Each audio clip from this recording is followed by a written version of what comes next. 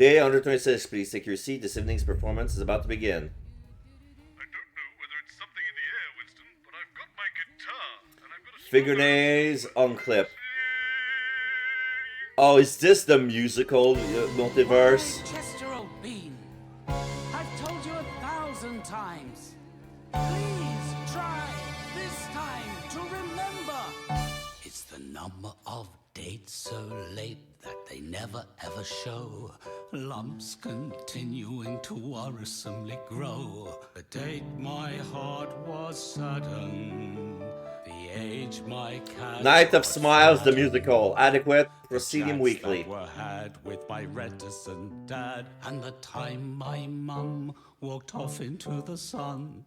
Dates so late that they never ever show. Yes. Lumps continuing to worrisomely grow. That's right. The date your heart got saddened. The age that cat got Got flattened. flattened. Chats that you had with your reticent dad, and the time your mum Walked off into the sun. By George, he's got it. It's the date so late. So late, they never ever show. Lumps continuing to worrisomely grow. The date of his heart was saddened. The age that cat got flattened.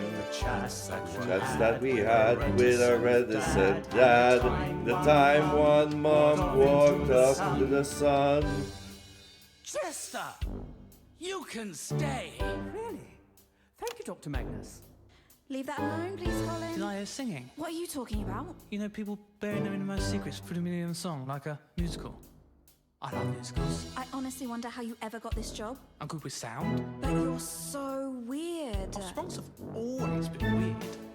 In fact, Oh my god.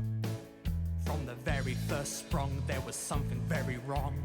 Trying to be normal when we simply don't belong. But it could be worse. It's a blessing and a curse. Immune to the confusions of the multiverse. When you change everything, I don't feel a thing. I'm only doing this because I bloody love to sing. See, I could stop at any time. But why would I do that? I love it here.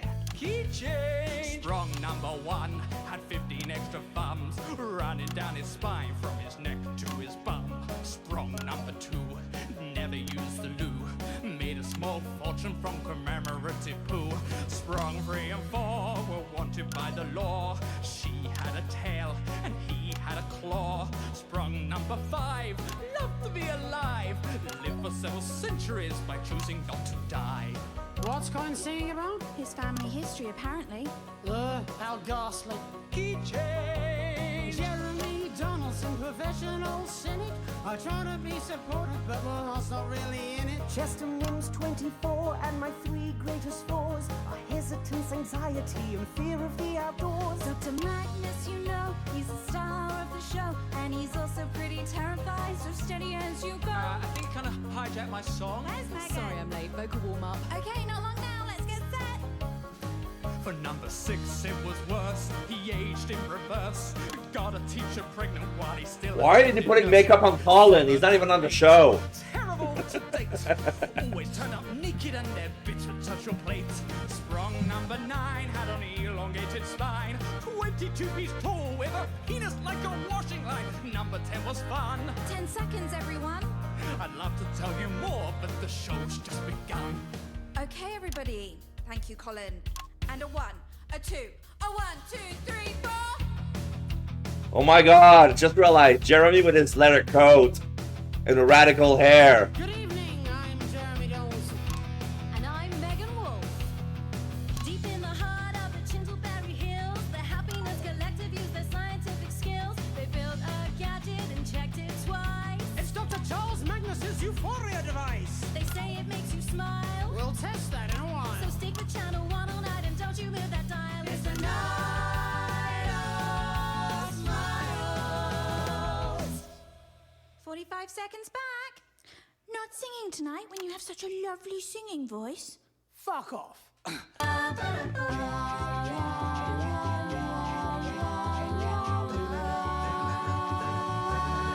Jeremy,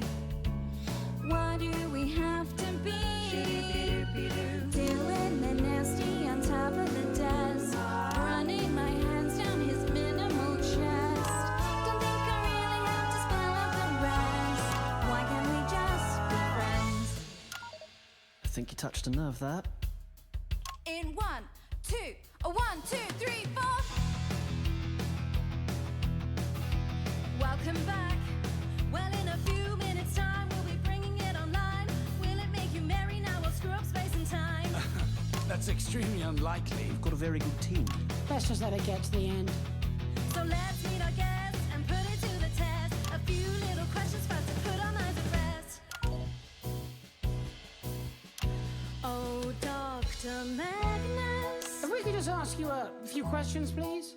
you're curing sadness. Well, no, actually, it's more like, More like badness. We're aiming for gladness. Well, let's hope so.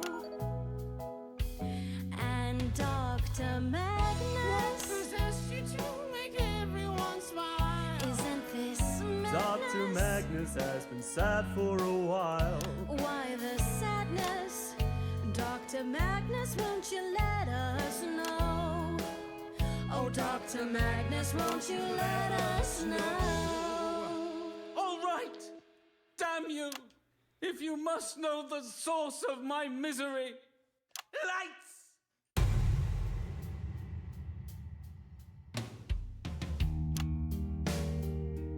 Well, it's been a Elvis. long time coming, but I guess I should explain a little bit of how I feel inside.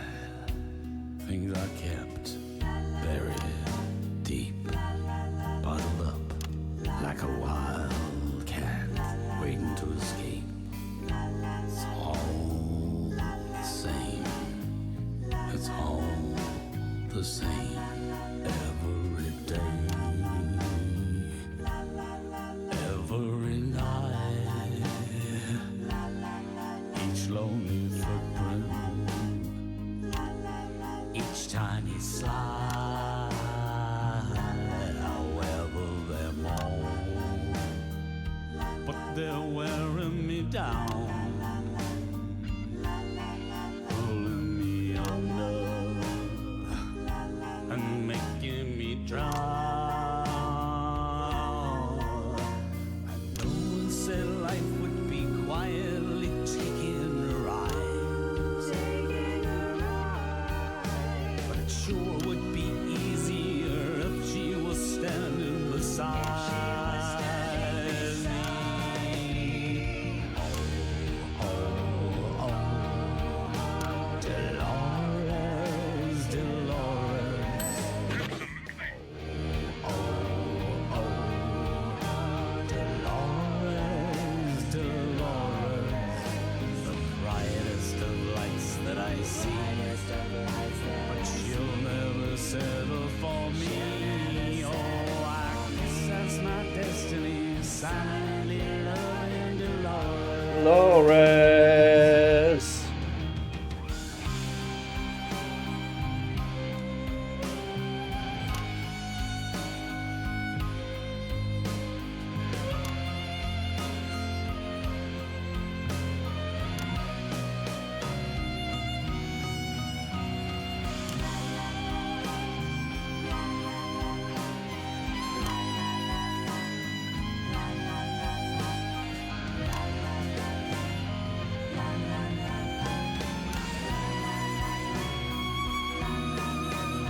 And no one said life would be quietly taking a ride,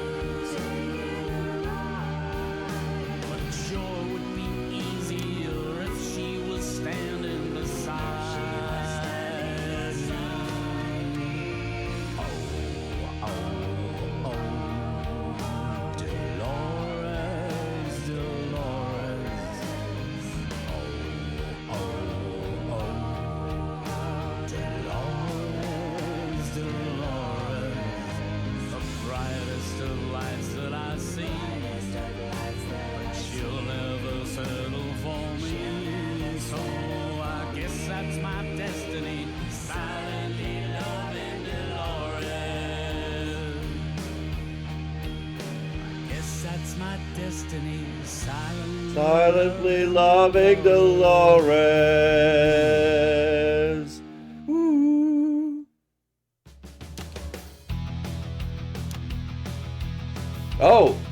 No more rock, but they have their regular. Well, now I got a little something for you.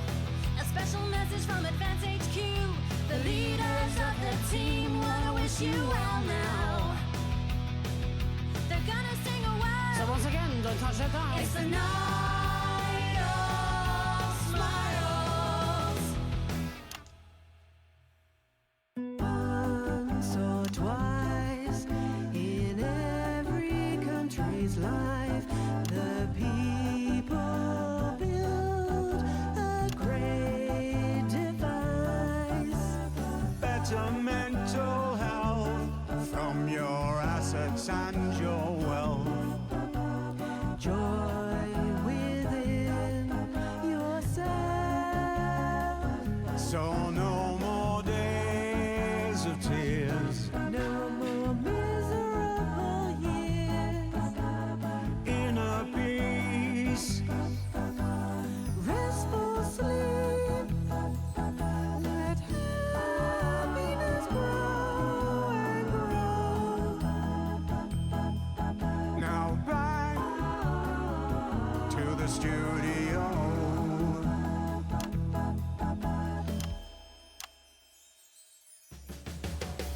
Time to turn on the machine. Time to turn on the machine. Time to turn on the machine. Push the button and turn on the machine. Stop. Just stop. Colin, what are you doing? What are you wearing? Megan, I didn't put this costume on for nothing.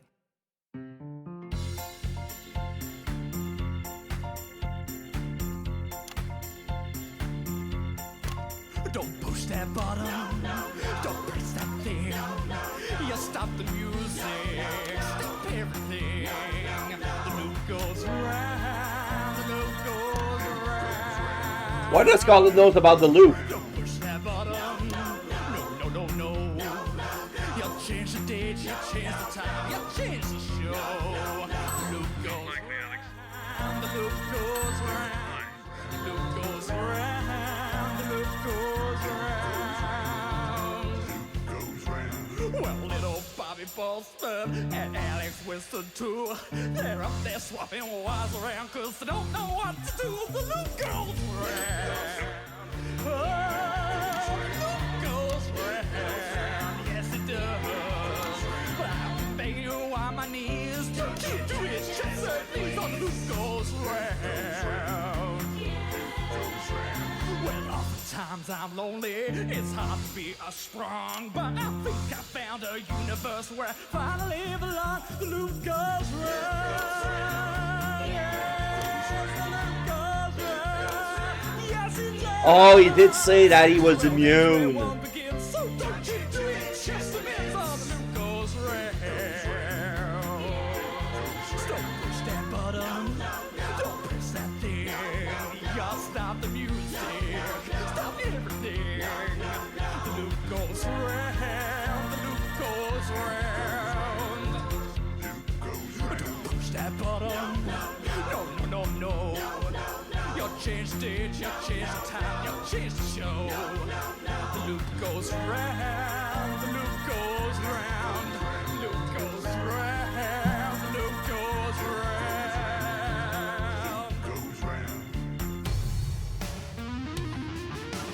I am Chester Mims. I change everything. Don't make it worse. Bring on another universe. Bring on another universe. Bring on another universe.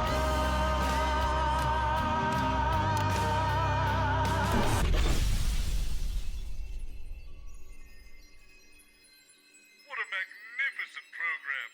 I'd give Strong his own show if he wasn't so bloody weird. Yeah. Okay.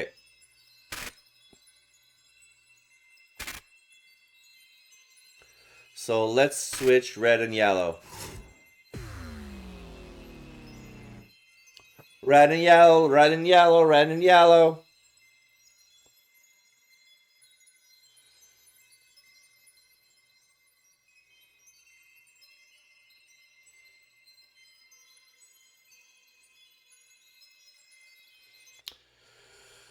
So which day 126 are we gonna be experimenting? Day 1975, bring your daughter to work day? Oh no. Winston, they've replaced my chair and desk with a sofa and a coffee table. And they've abbreviated the national nightly news. It all seems to have taken a turn for the worst in this place. This is the future. How long is this going to take then? Oh my god! It's an alternate universe when it's Jeffrey who kept the job at at the day 1975. Is that Tiffany or Stacy? Do you have somewhere else to be? Not really. It's Stacy, but a different Let's code. about 10 minutes, then we come back at 8, 9, and then a long show at 10 to do the results. This thing's going to cheer me up then, is it? I very much doubt it. Or is it safe? Let's hope so. Not very reassuring, are you? No, I'm not, but at least I'm not lying to you, young lady. I'm not sure I want to be here. Listen, between ourselves, this machine is 99% likely to do absolutely nothing other than cause a national power cut. The science behind it is dubious at best, and as for the man in charge of the Happiness Collective, well, it seems to me like he's barely cracked a smile in his entire life. So you don't think that this could, like, break everything? Good question. Seems to me everything's broken already most of the time. Seen this before? On this backdrop. Oh, there's a little swimmer in the Leave that alone, please, Colin. When is this? It's Wednesday, Colin. Okay, that doesn't help. Do you need anything, Stacey? I think she'd rather be somewhere else. Oh, don't say that. It's exciting. A groundbreaking experiment. Have you been mainlining the auto cue? Try to have fun. It's a bit much, isn't it? I think given time, you'll find actually she's exactly the right amount. All weird. So are you. Good, innit? So this thing, it's, big, is it? Depends what you call big. 10 seconds. It's time for 20 million viewers, probably. It's bring What your the daughter to fuck? work day. So That let's seemed big to you. welcome Jeremy Donaldson 4, and his very 3. special guests at the NNN. That's fucking huge! Excellent. Good evening. I'm Jeremy Donaldson. And as you all probably know by now, it's Bring Your Daughter to Work Day here on Channel 1. But it's no secret that I don't have any children. So the station reached out to a local home, and I'm delighted to say that joining me tonight for this Channel 1 special event is Stacey. Say hello, Stacey. Hello. 22 million hellos. So you do the next bit, and then we take it in turns. So read what's written there. You can read, can't you? Of course I can fucking read. I grew up in care, not a fucking cave. Again, excellent. On you go. In a laboratory, nestled in the sleepy hills of Chintlebury, Dr. Charles Magnus and his Happiness Collective have been working on a secret project. Incredibly, they claim their Euphoria Prize will raise overall happiness levels throughout the country. Tonight, live on Channel 1, we'll be putting that somewhat grandiose claim to the test. We'll be in and out of the schedule throughout the evening. All fucking evening? I'm meant to be meeting Gary Hales and Kelly Nightfans later. I don't know who they are. Keep reading. We'll be in and out of the schedule throughout the evening. Oh, I've said that. Yes, twice now. Right. Oh, here we are. With our team of reporters sending by up and down the country to report live on whether the device has brought a smile to your face. Well, at best from the world of science, politics, and entertainment. Anyone have heard of? I doubt it. Well, I like lip music. I don't know what that is.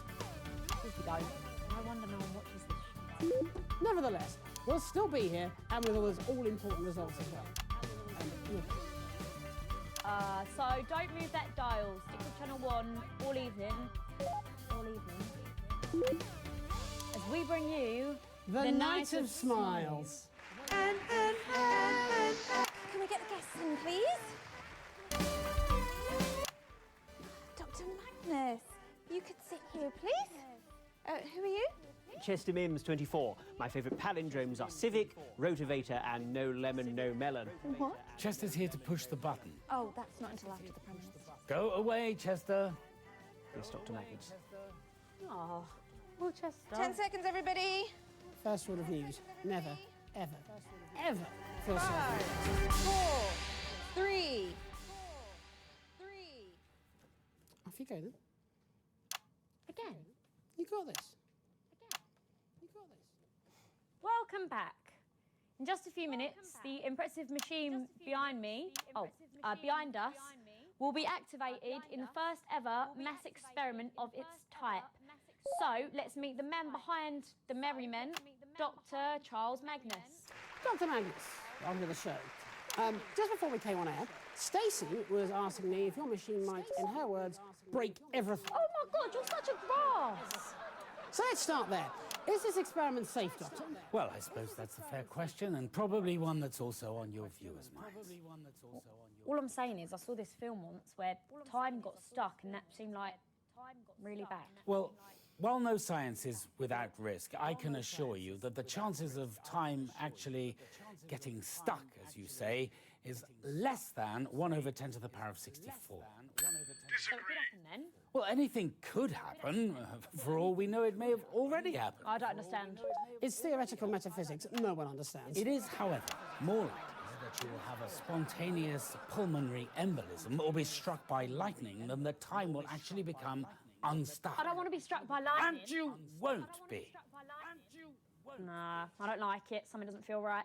That's what people said about television or electricity or even the printing press. Nah, I've got a bad feeling about this. It's like, you're going to press that button and none of us will exist anymore. Like, all wiped out. Like, we weren't meant to happen. Like, we were a mistake. That's ridiculous. Where did you get your degree? I'm 15, you wanker. But it don't take a degree to know that there's something messed up about wanting to control other people's feelings. To make people happier. Well, you didn't ask for my permission. No, and I've no intention of doing so either. Chester, if you please. Well, before we start the machine, we do have to go to Peter Clement and Julia Salisbury for a special message. And that's still being set up, so we could all just take a breath. Chester. This young lady is Chester Mims, my loyal lab assistant, who, like myself, has dedicated his whole life to the pursuit of scientific excellence. He is a man who is educated. He is inquisitive and rigorous. And these are, young lady, qualities I might suggest you would do well to cultivate within yourself. Have you got a problem with me? Why does ignorance always have to speak so thunderously? What are you calling ignorant? I'm not the one playing God here. That's you. Well, actually, it's Chester. Mr. Mims, if you would like to proceed with the activation process. Do you mean, Yes. Push the red button. Yes. Righty-ho, Dr. M. That's, so-co by me. Wipe us out of existence. How fragile do you think reality actually is? Yeah, well, I'm ignorant, aren't I? Probably wouldn't go trying to break it to find out. Well,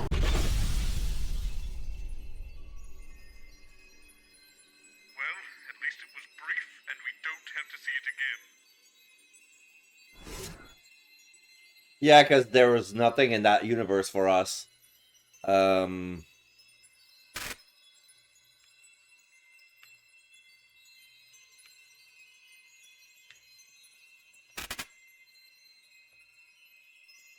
Let's go with brown.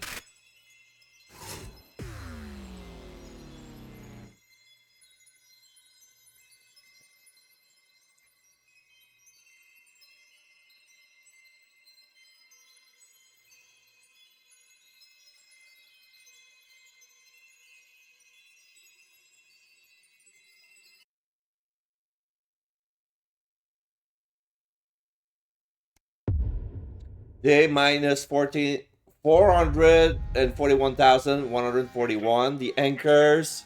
Something in my office. It's got a mean stare. I hate this. I hate where we are. Oh God, it's moving. It's every man for himself. You're on your own. See you in the next loop. This is weird. This is medieval, but with regular tech.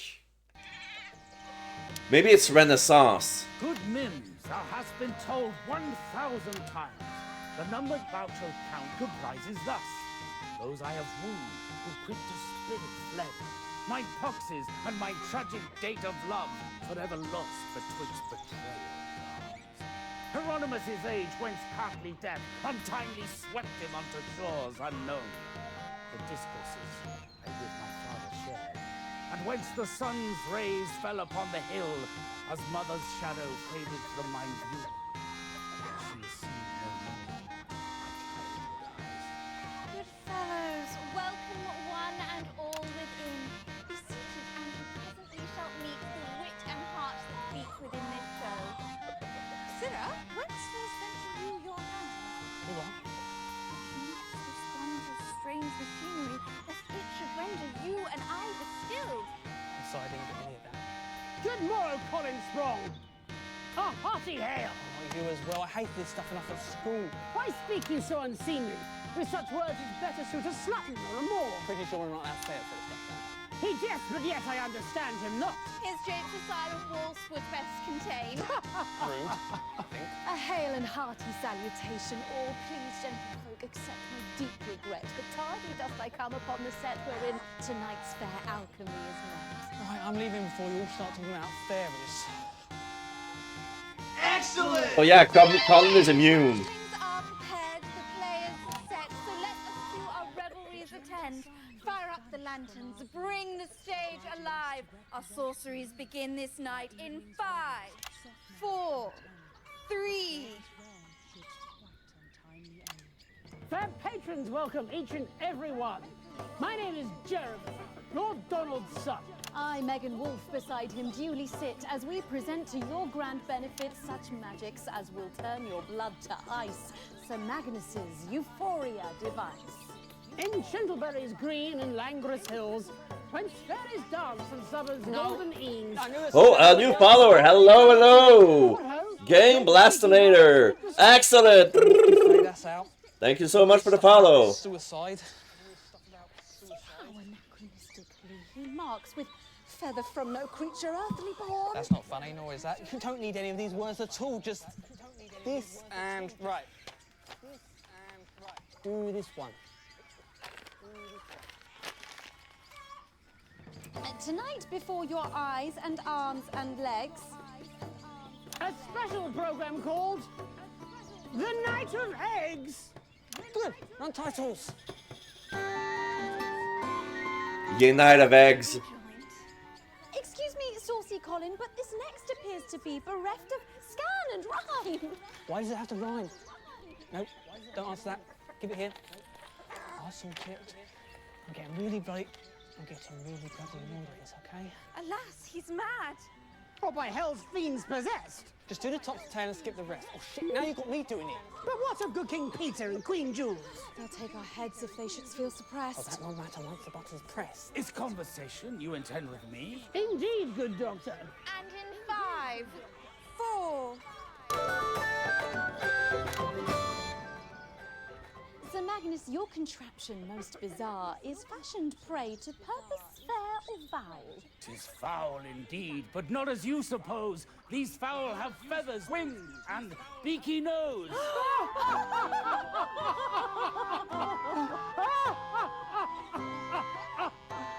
foul! Most foul! No, that's not a joke. It's just two words that sound similar. It's not even a...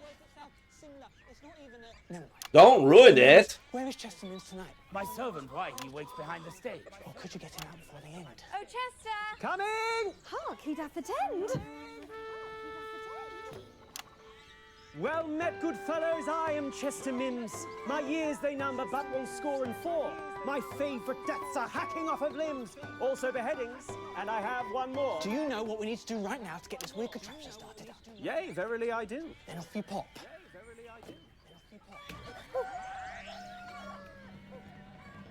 Good people, bring your chickens to this place. Bring broken beaks and rickety legs, for whence I release the music held within. Your poultry shall lay twice as many eggs. Sorry, that's what it does, make chickens lay. Or else. That is indeed our deeply joke. Just press it, I'm not a fucking joke.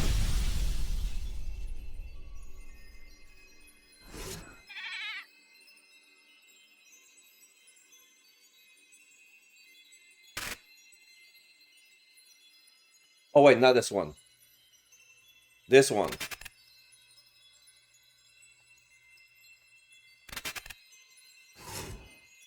A blue. Okay. This is gonna be weird. This is my first time I'm crossing the blue wire. I was expecting the button to glow red.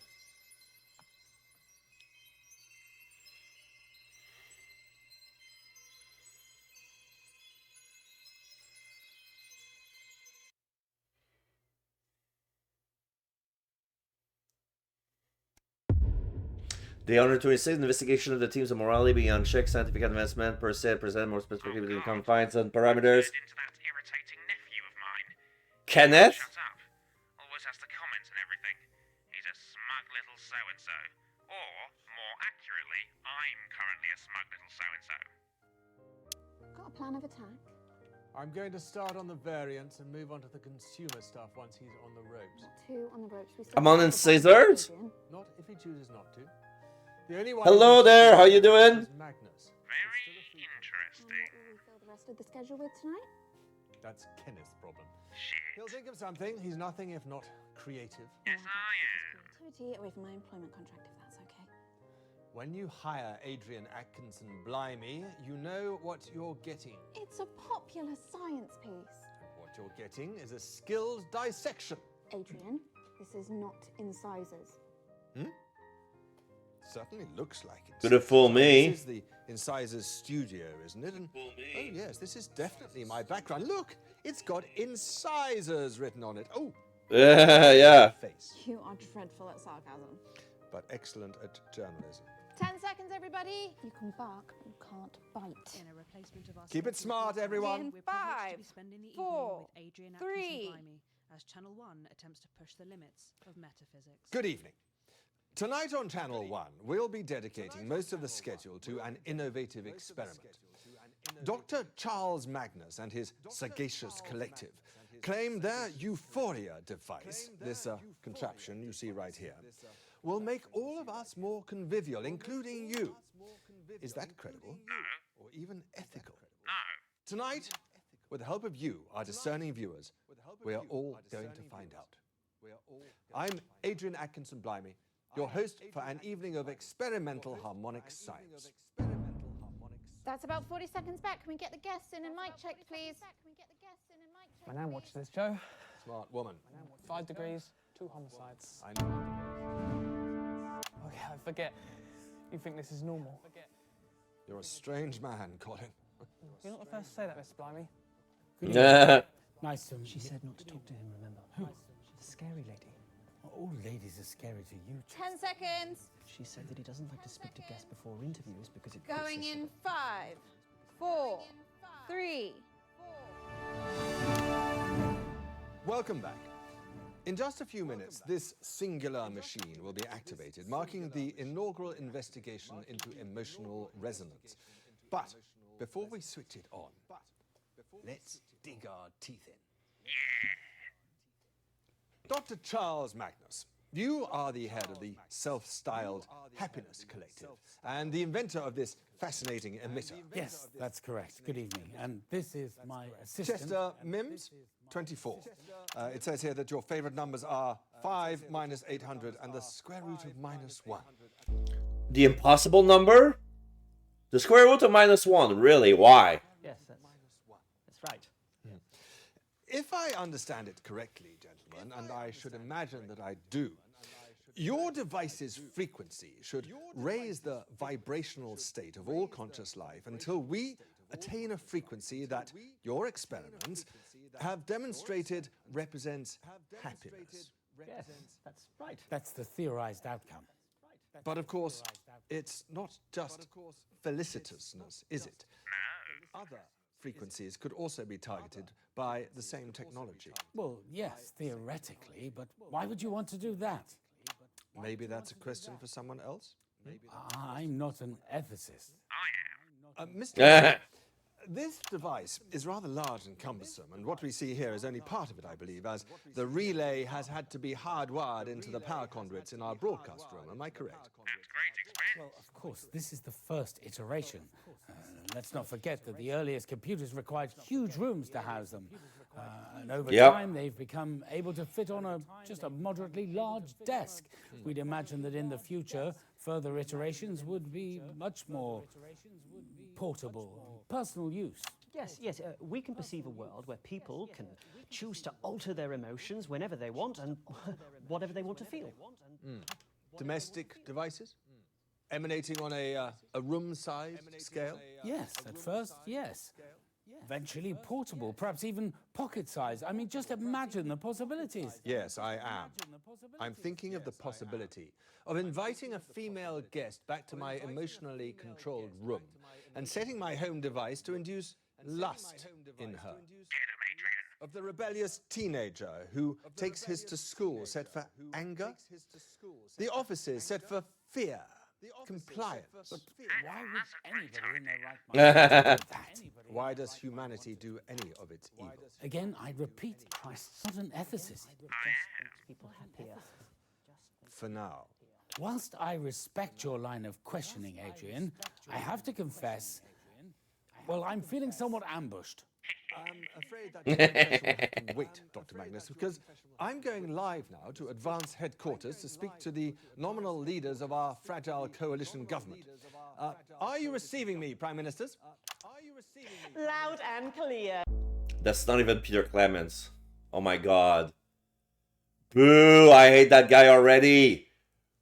With the tan and the pearly white teeth and the bleach, comb, blonde hair. Adrian, what an exciting evening. When we formed a coalition, one of the first pieces of common ground we planted our mutual flags on was the importance of supporting our science and technology industries. After all, what's the point in all that superior education we're providing if there's no jobs at the other end of it? Dr. Magnus and his team impressed us with the simple, well-intentioned nature of their project. Everyone happier. How could we not fund that? It is, after all, one of the 4 basic requirements of a government. And all this experimental technology was funded by the government. Well, yes. I mean, we've invested record sums in funding the science and the So I assume you own the resultant technology? Well, not us, Adrian. The public own this incredible technology. It was, after all, their taxes that paid for it. But the public don't have the capacity to alter the device, do they? Or to make other devices? Well, what sort of other devices? That's an excellent question. Let's chew on it for a while. In 1518, the residents of the city of Strosnov in southern Skonsk experienced what was known as the dancing plague. Fascinating. People began spontaneously dancing and they didn't stop for days. It was And they infectious. died. More and more people joined in. They literally danced themselves to death. You're making that up. I mean, surely he's making that up. You can look it up in an encyclopedia after the show, Prime Minister. I'm suggesting that if one amplifies this device sufficiently, it becomes a weapon, does it not? Make the enemy dance themselves to death? Well, that's hardly an effective military strategy, Adrian. Or with a few garble adjustments, surely it could send an enemy encampment mad with rage or suicidal with despair? We have no such plans, nor would Dr. Magnus and his team sanction such a use. Think of it. At the flick of a switch, demonstrators are calmed, protesters pacified. We would never use such a device on the general population. And what of the commonality? In a society where this technology is commonplace, how would a citizen know whether the emotions they were feeling from minute to minute were even their own? Yeah, where's your science now, bitch? Insightful questions, as always, Adrian, but tonight is about an attempt to make people happier. And, well, we're here just to wish you all the very best of luck. Back to you in the studio. Back to you in the studio. The Prime Minister's there. Pricks. And of course, without the funding that you receive... We'd still be making mice grin a bit. If I might say something. Of course, Doctor. This program thrives on the free exchange of ideas. I have a colleague who works in one of the more esoteric departments in the collective, and... Oh, was it her? Stand by. Oh, you know, Dr. Magnus, Professor... Chester does like to fantasize. Anyway, this unnamed Professor Dolores. by pure coincidence, discussing the dancing plague of 1518, and she reliably assures me that the Blissgate circuitry will negate any concerns about such an eventuality. But that is untested. I can assure you that the T-tests are absolutely magnificent to behold. And besides, if we discovered any negative effects, we could simply turn the device off. It's not permanent, Adrian. So you say. You know, Mr. Blimey, I always thought that you were a man of intellect, a ruthless campaigner of precision and truth. I am all of those things. No, you're not. You're a grumpy old man who can't see the good in anything. Manners, Chester. No, I'm sorry, Dr. Magnus, but I'm really quite upset. Well, I can see that. You're practically apoplectic. Yes, I am. Apoplectic. Yes, I am. All you want is a little bit of happiness for a short amount of time. And you're a good man, Dr. Magnus. I know that. And if she can't give it to you, then I'll give it to you instead. But is the human animal responsible enough for this type of technology? Do we have the shut up, perfect Adrian!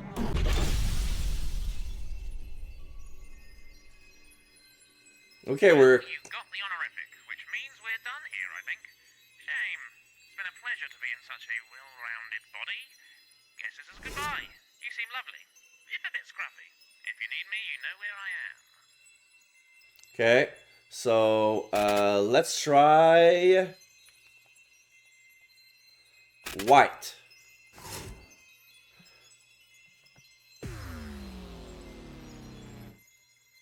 So we're halfway towards the big secret, but yeah, I believe we're looking for the name so we can to coerce the help of Dr. Charles Magnus, basically. Because what I'm figuring out is, like, at first we're stuck in the time loop. Oh my god, you will attend? Winston, this doesn't look right. I think we should... Oh no! Oh no, no, no, no, no, no, no, no, no, no, no, no, no, no, no, no, no! We're back in the fascist world. It's a red flag with a white circle and what appears to be a needle, high heels crushing a worm. So is this the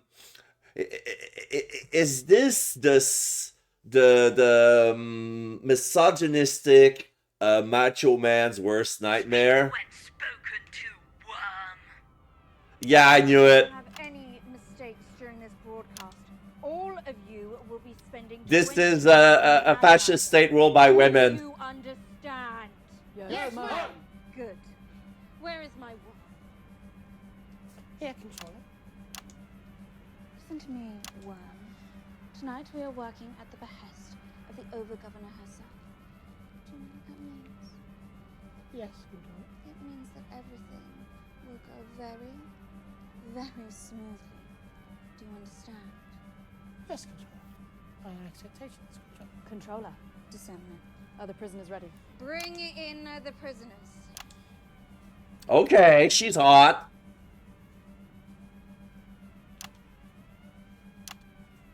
I'm Disseminant Wolf. I speak for the Over-Governors. You will answer my questions clearly and concisely. Is that clear? I refuse. I won't take back. Do you want to spend an hour in the agonizer? Or perhaps we should put your friend here in for a week? Please don't do that. Leave him alone. He has nothing to do with my protestations. It's no use trying to reason with them. Quiet! Worm, fetch us. So, Prisoner Magnus, what's it to be? Will you be participating in the broadcast? Leave me no choice. Of course, Colin is immune. What the actual fuck's going on this time? Jenny, you look like one. What's your number? You will refer to me as Controller. Rightio, amazing. Where is your uniform? This is what I usually wear. Insubordination. Why is Megan dressed like a dominatrix? You will not address the disseminant by name. Again, amazing. Do you want to go into the agonizer? No, I think I'll just go and grab a muffin. Oh. Annoying little peasant. A sensible decision. Controller, shall we? 10 seconds, scum. The Empire expects. Do not fail her. 5, 4, 3. Subjects of the Empire. Attend the disseminator. Tonight's mandatory broadcast sees the Empire achieve even further greatness. The Overgovernor, all hail her might, has decreed that tonight you, her loyal subjects, shall be the first to receive her boon. So don't move that dial, or you will be extinguished. This is a mandated broadcast on all open channels.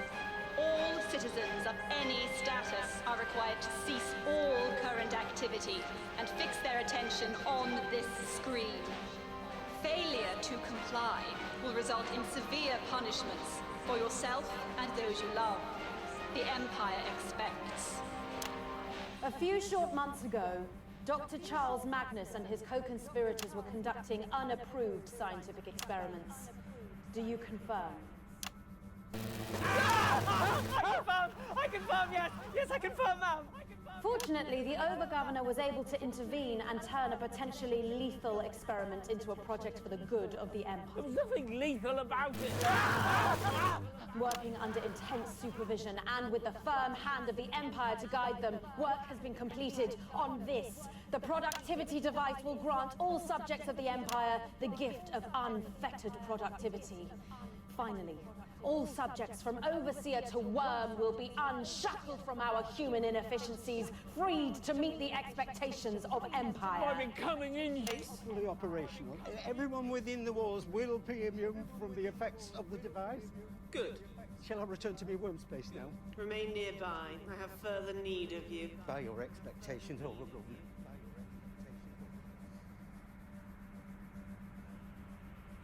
Subjects. For too many years, we have been the victims of our own emotional vagaries. I am no different. This is my worm. Peter Clement. Yesterday, I visited his worm space and found him engaging in... Well, why don't you tell them, worm? I was engaging in prohibited self-pleasuring. Prohibited self-pleasuring. To wit, reading. I'm deeply ashamed of myself. Now I know what you're thinking. Worms can't read. Well, apparently a great number of them can. They're secretive little things, aren't you, Worm? Worms are expected to be discreet. I contemplated how best to discipline my worm. My logical mind told me to simply disintegrate him and find a replacement. But something was arguing with my logic. I thought of the many years where he has faithfully met my every need, the counsel he has kept and the expectation he has fulfilled. And I was forced to admit that I had feelings for this worm. Overgovernor? Not romantic feelings. Who could be attracted to a male, after all? But nonetheless, feelings that one might have for a family pet or a favorite soft toy as a child.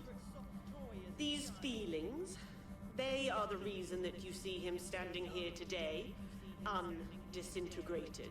Thank you, Overgovernor. It won't happen again. No, it won't. Da da da da da da da da da.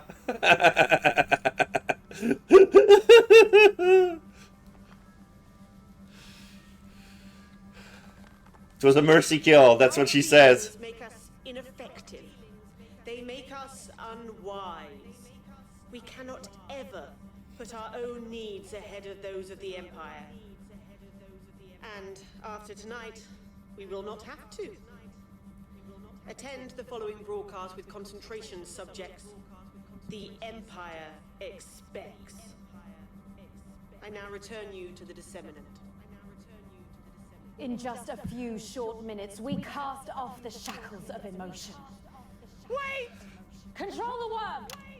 Please, listen to me. We need our emotions. Without them, I we're would not... think very carefully before finishing that sentence.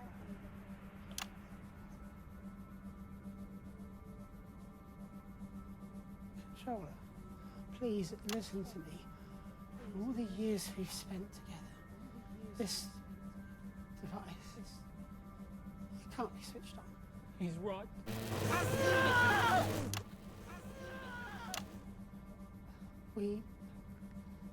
Emotions aren't something that's to be suppressed. They are art and music and stories. Also right. Would you please stop doing that? Sorry. Please stop doing that. Controller, please. If you only ever hear one thing I've ever said to you, let it be this. Only you can stop this experiment. Controller. Jenny. Please. Save us all. Save us all.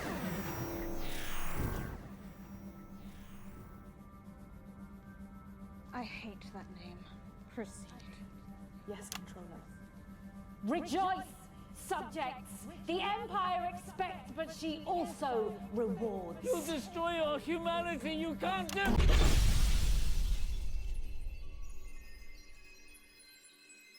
there's nothing here. We should go. Yep.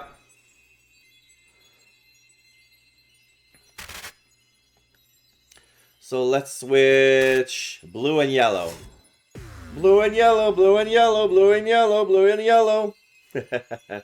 So, yeah, as you can see, I made games that I was planning to play next on my rank 1 page. And you can basically like on which game should I play next. Right now, I'm inclined to play God of War Ragnarok after this. Let me check. I put it on the list here. Then it's gonna be Far Cry New Dawn. Then Final Fantasy 3, and then 6. Then we have 2601 coming to you live from the capital. No, Chester, I will not tell you again. We went over it 17 times in the taxi on the way over here. Now, I like repetition as much as the next man, but one must draw a line somewhere. If you could just sit here, please, Dr. Magnus. The host will be with you shortly. Should we run a little thought experiment, Mr. Mims? Yes, Dr. Magnus, that sounds like fun. Good. Let's begin with some data gathering. These couches, how many people do you think that they comfortably accommodate? Probably 2 apiece. Good. Exactly. At most, I'd postulate. Allowing for personal space, I agree with your conclusion. Good. Next variable. How many people host the nightly show? I believe there are 3. Once again, I concur. Well done. Now, computation. If there are 3 hosts, how many seats are left? 1, Dr. Magnus. And what can we conclude from this data, Chester?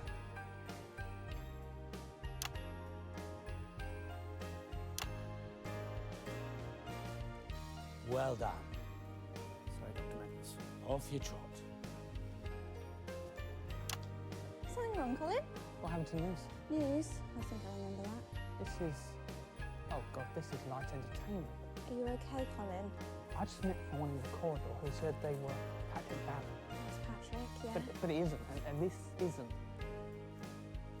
This is awful. I need to lie down. Okay, so it's another Patrick Bannon. What happened? Some of this.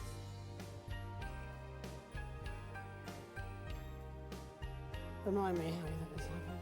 About King Henry, if I remember correctly. Dr. Charles Magnus. This is Jeremy Donaldson. Jeremy, Dr. Magnus. Pleasure to meet you, Mr. Because Donaldson. we have been over this, Patrick. If it is in my dressing room, it is...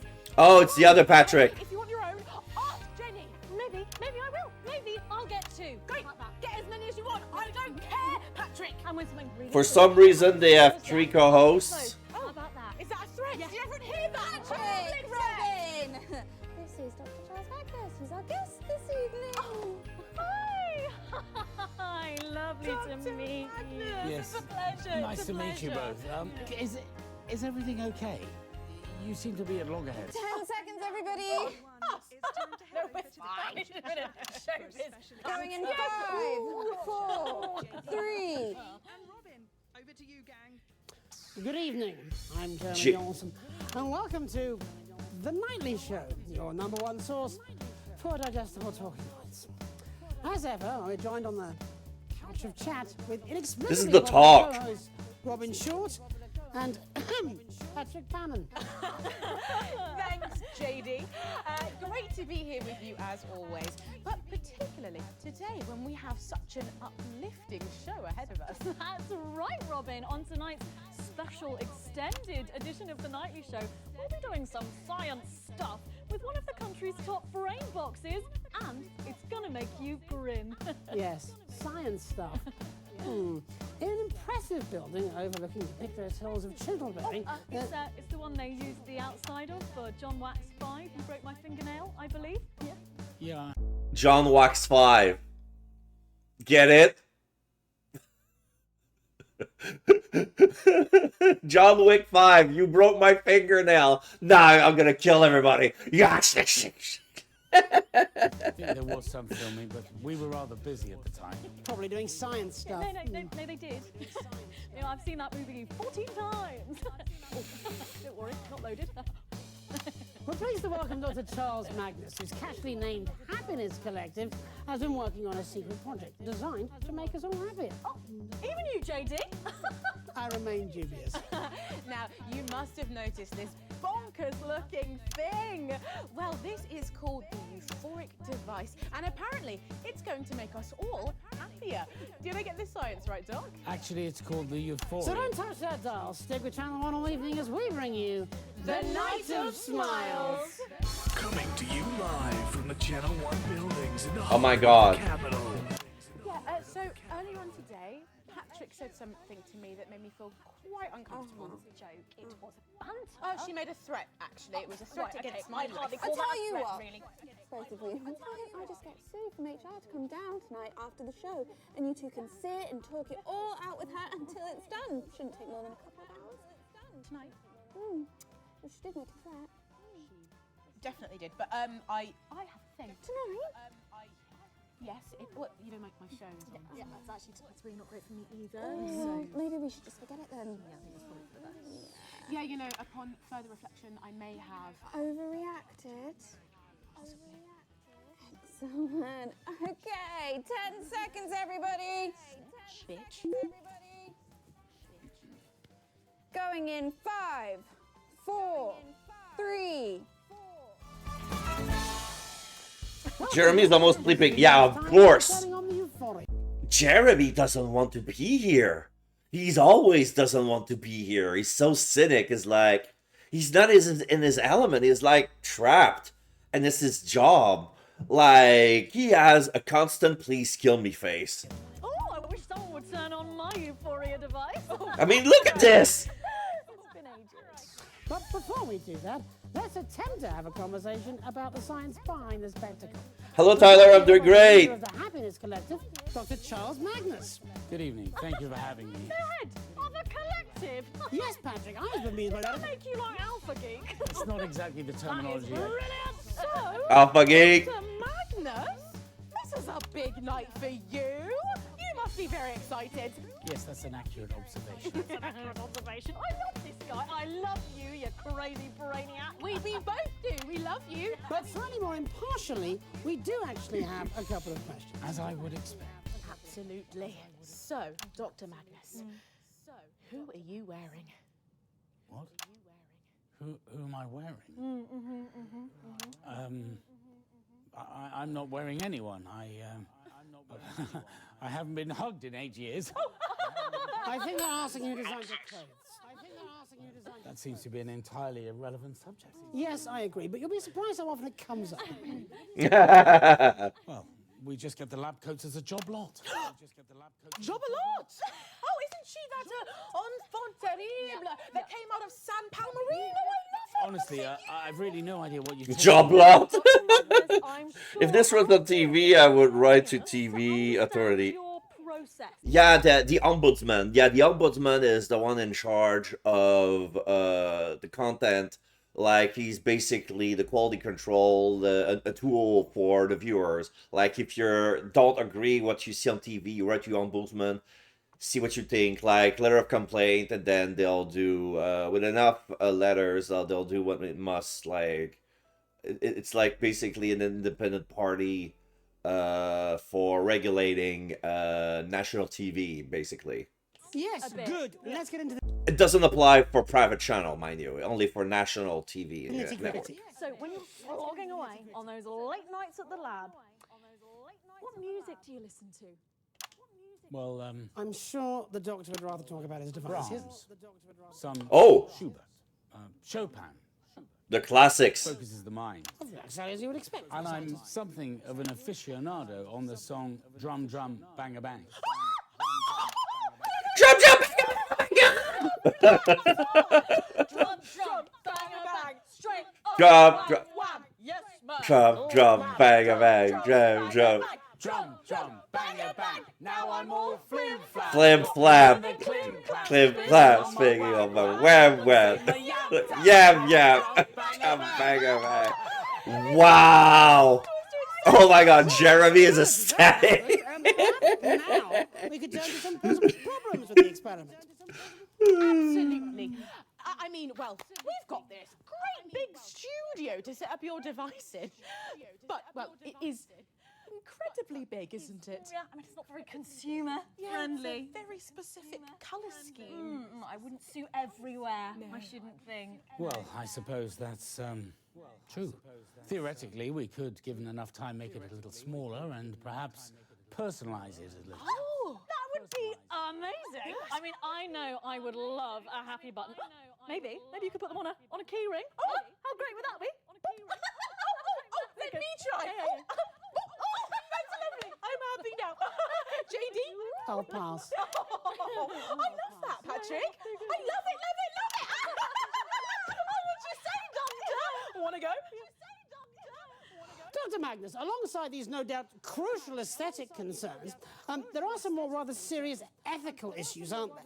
Well, that sounds absolutely fascinating, Jeremy, but we're going to have to stop you there because we are going to introduce our surprise guest. What? I wasn't told about this. You've made a fuss again. Please welcome. Well, it's only the bloomin' Prime Minister, isn't it? Julius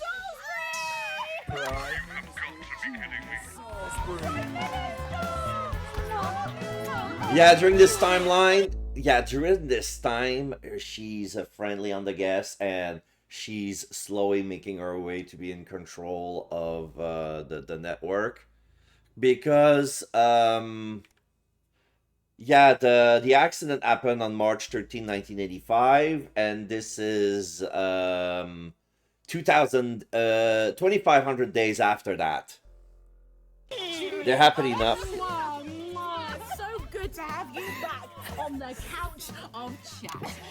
Oh, you know, I never miss the opportunity to pop in. It does seem that way. If there's any more pop-ins, we'll have to put you in the titles. I presume you're here for the experiment? Yes, well, after all, you did pay for it. Actually, we Yeah, well, you know, when I first heard about this project, I jumped at the chance to fund it. Increased happiness for everyone in the territories. What could be more advanced? Thank you, Miss Salisbury. We really appreciate your government's unflinching support for the project. Oh, you're very welcome, Dr. Magnus. But actually, that's not why I'm here. I just popped in to show you something. The latest budget forecast, perhaps Which timeline am I targeting? Well, right now, we're trying to figure out the name of Magnus's lost love. Like, he held a candle over a woman with unrequited love, and that's why he went over so many unsuccessful blind dates toward the years. So there was always one person on our mind, and we're trying to jump from one timeline to another to piece together who that mystery woman is. And so far, out of many attempts, all what we found is that she's a professor and that her name is Dolores. We need the surname and the department. And that's like 5 out of 5 timeline multiverse, basically. where we're getting that. So we've been to a musical multiverse. We've been to a universe where women took over and it formed, you know, a very fascist empire, like very dominatrix, BDSM, Elsa, Wolf of the SS, sort of thing. So yeah, this is still DLC. This is the final DLC, and it's the longest one of them all.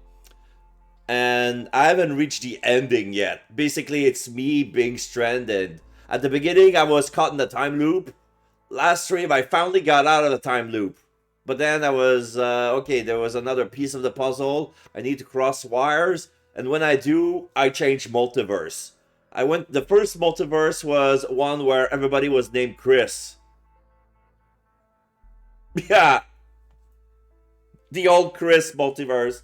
Then we went to the musical one, and then there was one where Megan was the one fired, and it was Jeremy who adopted Stacy for Bring Your Daughter to Work Day. I'm making new policy document. God, no. I get enough of that at the office. Ready? Pick a card. Really? Oh, you're such a party pooper. Pick a card, Patrick. Six of clubs. Oh my god, We're gonna shuffle. Make sure it's Gonna fair. shuffle. There we go. Right, you'll go. Pick a card. Pick a card. Okay. Here. Six of clubs. No way. It's the same card. Funding's lovely, isn't it, Charles? Yes, yes, of course. Thank you, Prime Minister. Thank you, yes. Thank you, Prime Minister. Thank you, yes. Well, as we're all doing magic tricks, let's see if the bit Yeah. actually works, shall we? Indeed, that would be a Let's problem. go over to the machine.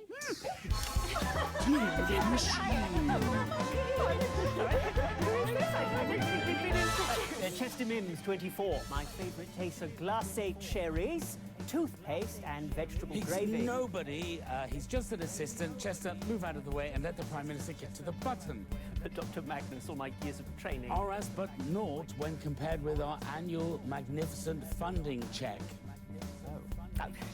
Don't worry, Mr. Mims. At Advance, we recognise the contributions of all, from the greatest to the meekest, as equally important and equally valued. Oh, that's nice. Thank you. I mean, I still am going to press the button there, so...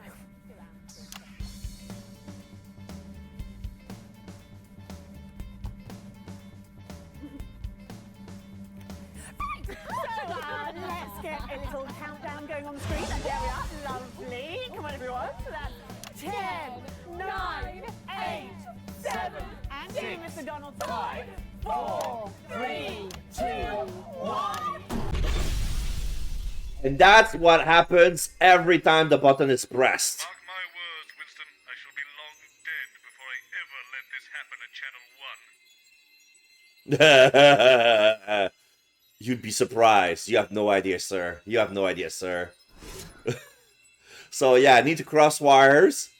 The rules are I have to cross one wire from the left corner to the right. I cannot cross two wires on the same panel with each other. So that gives me 12 different combinations. Right now, I'm at blue wire that goes with mixed with the brown. Oops.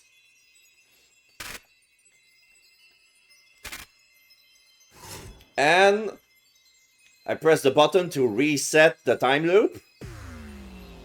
And that will bring me to another multiverse. Timey, wimey, wibbly wobbly time travel stuff. At first, we were trying to stop the button from being pressed, but we thought that it was impossible. Canceling the show will just mean that another channel will do the experiment. Killing the... Oh shit, today, satire. Winston, I'm not what you would call a tech guy. I have a strange glass slab here that seems to want to see my face. I'm not sure I trust it, so I've put a balaclava on. Let's not stick around here any longer than we have to. I've told you 1,000 times, Chester. It's the number of... Do you know what? I'm going to text it to you. That way you'll have it written down and I won't have to keep on repeating. This isn't 1985. This isn't 1985 at all, unless it's avant-garde, way ahead of its time, futuristic 1985. Who understands the time loop with you? Beating myself. Yes, of course, Dr. Magnus. If you could just sit here, please, Dr. Magnus. The host will be with you shortly. Thank you. So yeah, I mean, I have no idea how the wire works. Basically, there's no logic. That's why we need the name of the professor, because she knows about that field as well. And yeah, basically, we cannot talk to everybody. We cannot tell them the truth because they think we're gonna be crazy, and we cannot force them to not press the button because it's basically, oh, it's my lifetime achievement. I put all my years of efforts to that moment. I will not be denied, blah, blah, blah, blah, blah, blah. Changing the host, sabotaging the show, nothing works.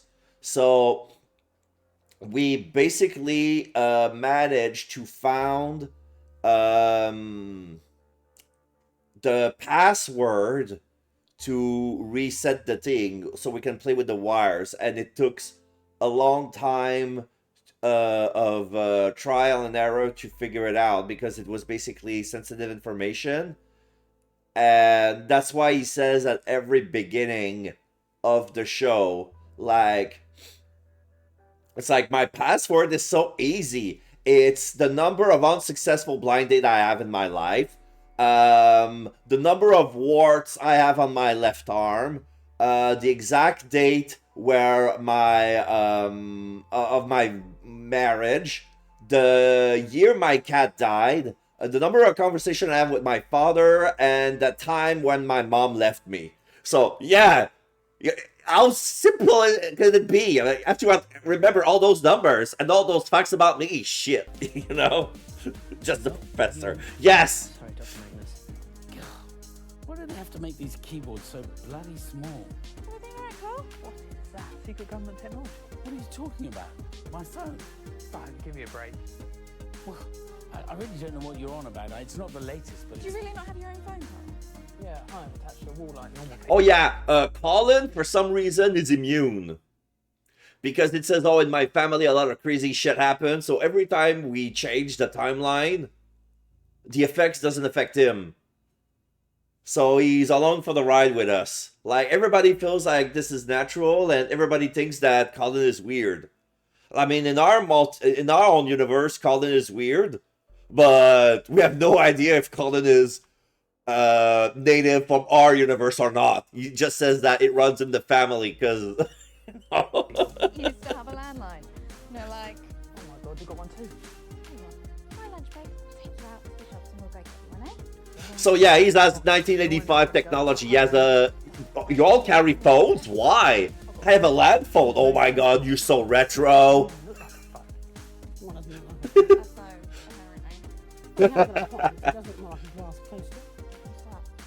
Dr. Magnus, Jeremy Donaldson. Jeremy, Dr. Magnus.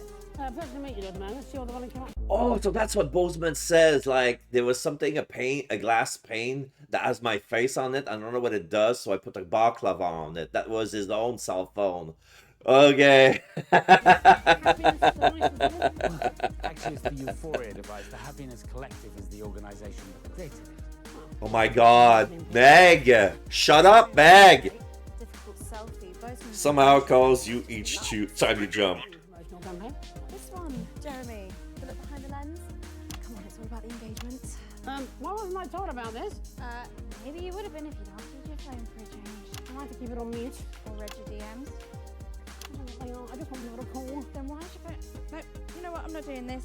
10 seconds, everybody. Oh, Professor Magnus, your Tom talk was just amazing. 30 going in. That talk, Tom talk. 4, 3. Good evening. I'm Jeremy Dawson. And I'm Megan Wolf. Welcome to this special OneLive.net event hosted by your national nightly news team. We are, of course, still broadcasting on Channel 1.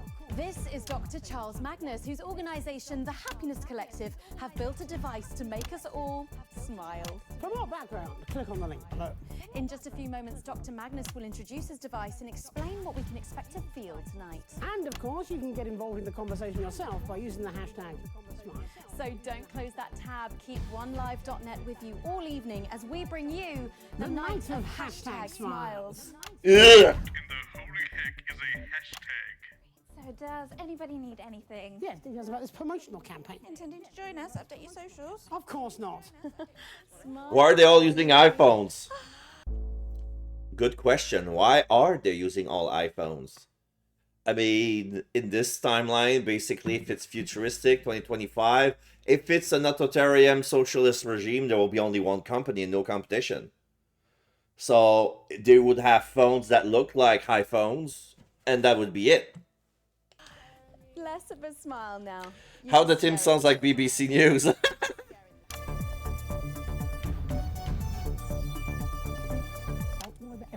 A bit. It's supposed to represent fake Britain, basically. Like the Prime Minister, Peter Clement, is supposed to be parody, a rip on Boris Johnson, if you remember him. It was during the first Trump administration.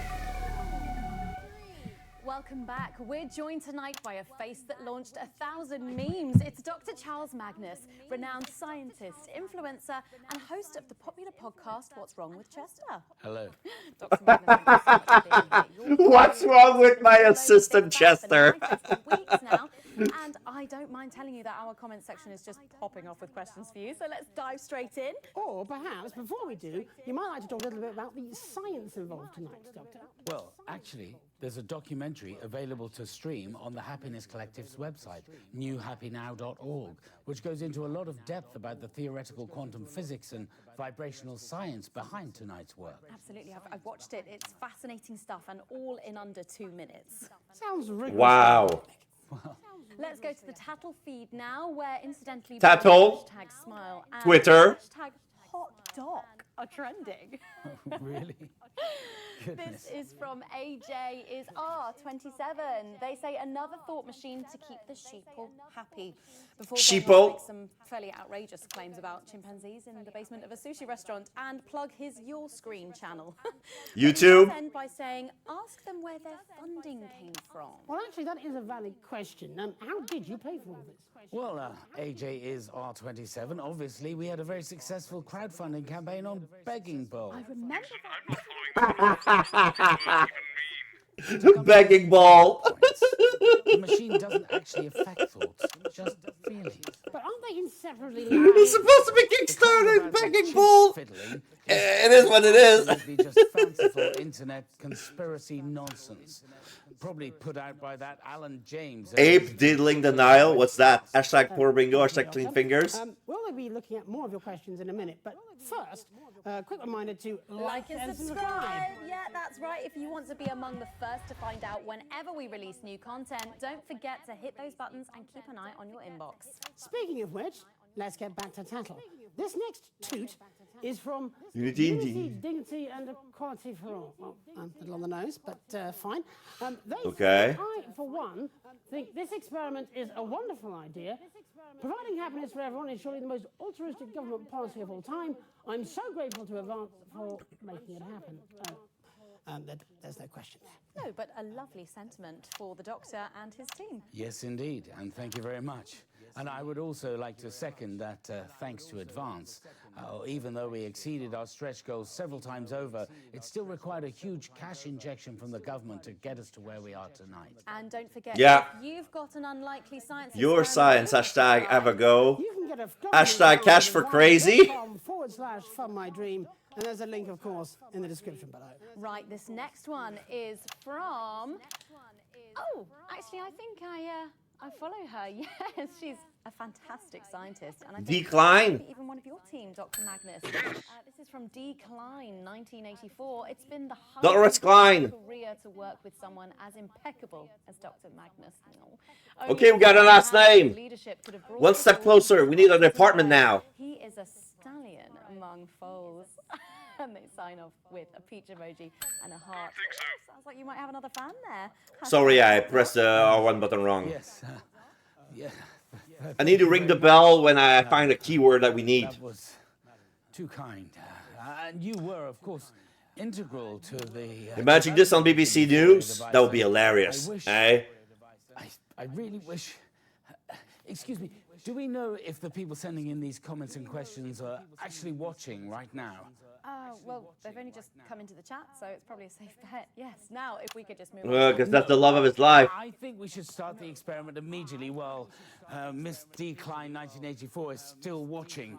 Chester. Well, actually, we do have a format that we were hoping to follow, and we're not quite at the point yet where We want can to get back to the tattle as soon as we start the experiment. Perhaps when the euphoria kicks in, it won't be so full of angry cunts. To a better tomorrow. To a better tomorrow. Miss Klein. Right, we got her surname.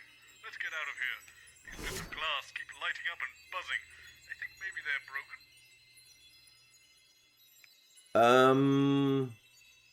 The Nowverse. They call it the Nowverse. Because it's supposed to be representing, you know, the 2020s and not the 80s. Okay. So I'm done with the blue wire. So let's cross the green now. Green and black. Oh, now the button is green. So you have an idea basically of the motive behind the creation of this machine, basically. Charles Magnus has been living a very miserable life, and we've known from figuring out, you know, his password that the doctor has lost his father very early, and his mother left on him. And what the hell is this?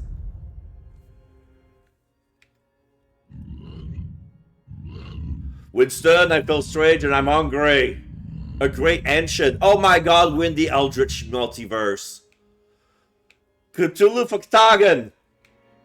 I've told you Look! 1,000 times, Chester. An ancient It's one outside. rituals I've attended when no one has turned up, followed by the number of blessings the entity has bestowed under my left arm. The date my predestined match was sacrificed by my best friend, the age my pet Quaglaw was when I was forced to eat him.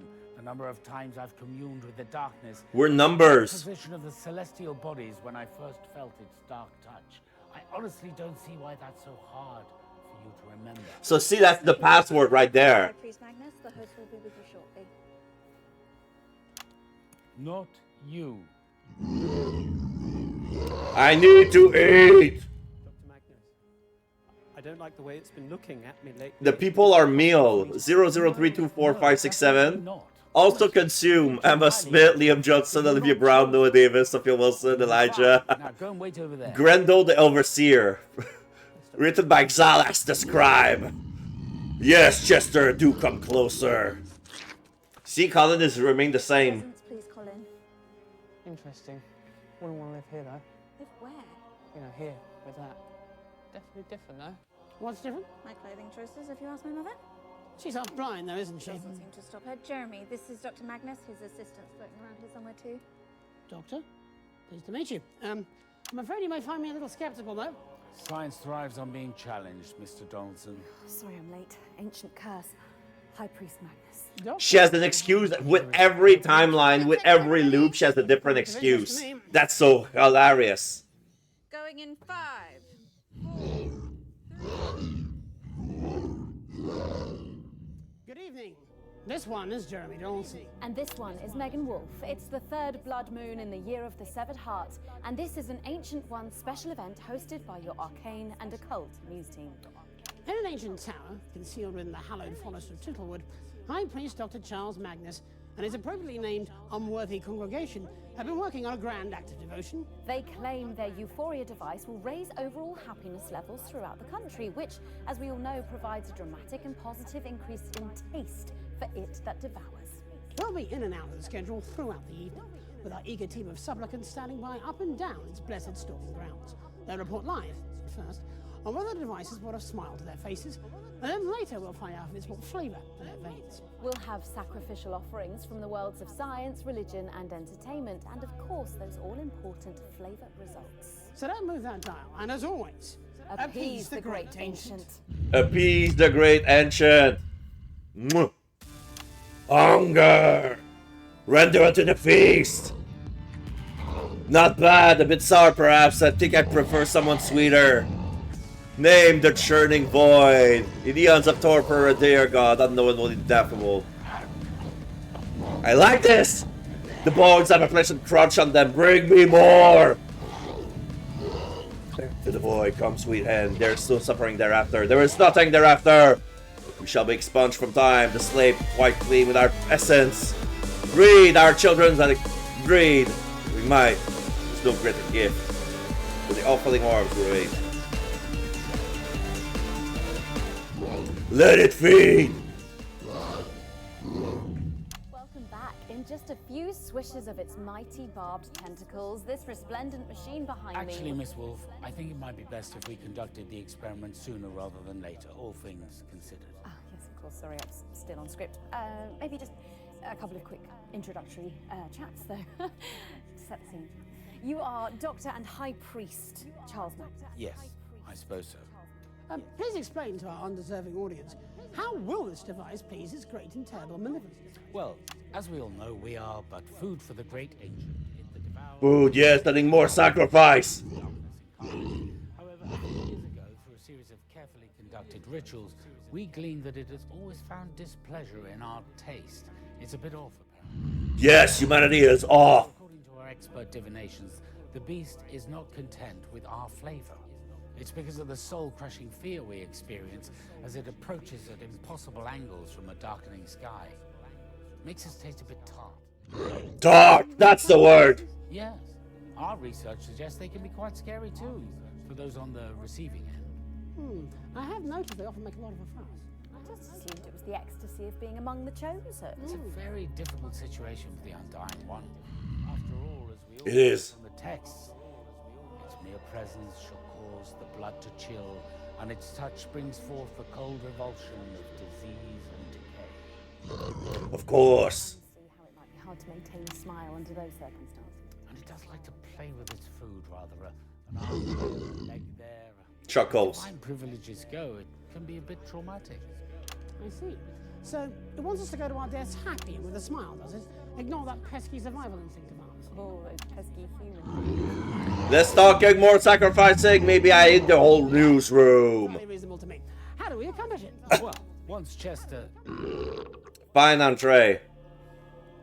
Once I activate the Euphoria device, we will all be able to remain joyful and at peace, even as we watch our families devoured before meeting our own inevitable fate. We can meet our horrifically visceral ends without complaint or fear. In short, we will finally taste lovely. Good. Horror will have a bountiful food supply for millennia to come, which I think we can all agree is the ultimate goal. You'll get no argument from me. Should think not. Then, without any further ado at all whatsoever, let's do this thing.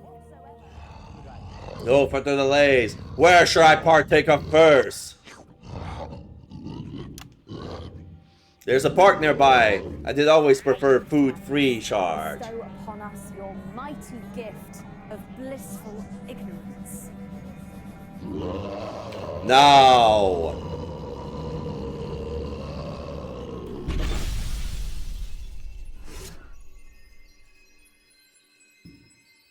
Winston?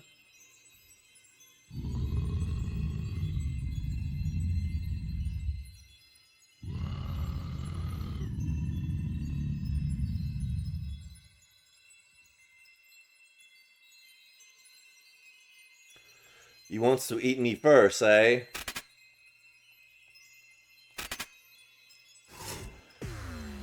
Green and yellow, green and yellow, green and yellow.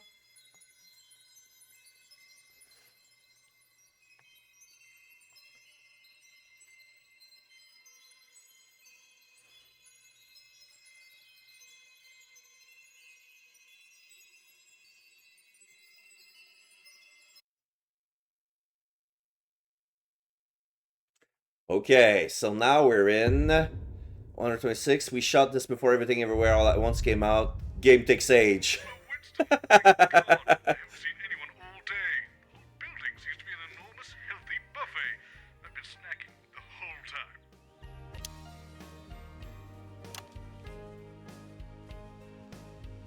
I told you 1,000 times, Cherry. It's the total number of fruit minus the total number of vegetables. Oh, I get it. To keep medical professionals away. I honestly don't see why that's It's the googly eyes fruits and vegetables universe. Not him. Sorry, Dr. Mandarin. Mandarin and cherry. No, please, no! Calling is moving everybody.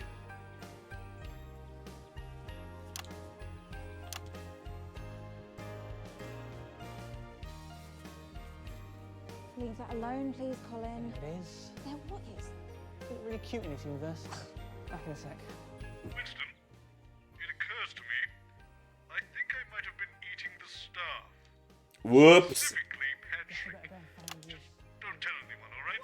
Lemon. No idea. Lemony. He handles everything else. Anyway, Lemony Donaldson, this is Dr. Charles Mandarin. Lemony Donaldson. Lemony Donaldson, professionally sour. All the sharpest minds are. Sorry I'm late. Colin left me in the dressing room. Mango. Professor Mandarin. Actually, it's Doctor, apparently. Either is fine. And we're going live in 10.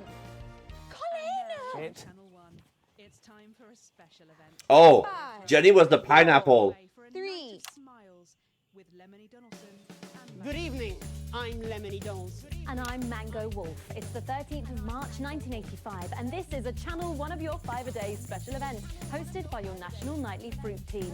In a bowl, nestled on an occasional table in Chittlebury, Dr. Charles Mandarin and his succulently named Gesticulation Collective have been working on a secret project. They claim their ambulatory device will finally enable us all to grow our own arms and legs, whatever they are. Wow. Live on Channel One, we'll be putting that world-changing claim to the test.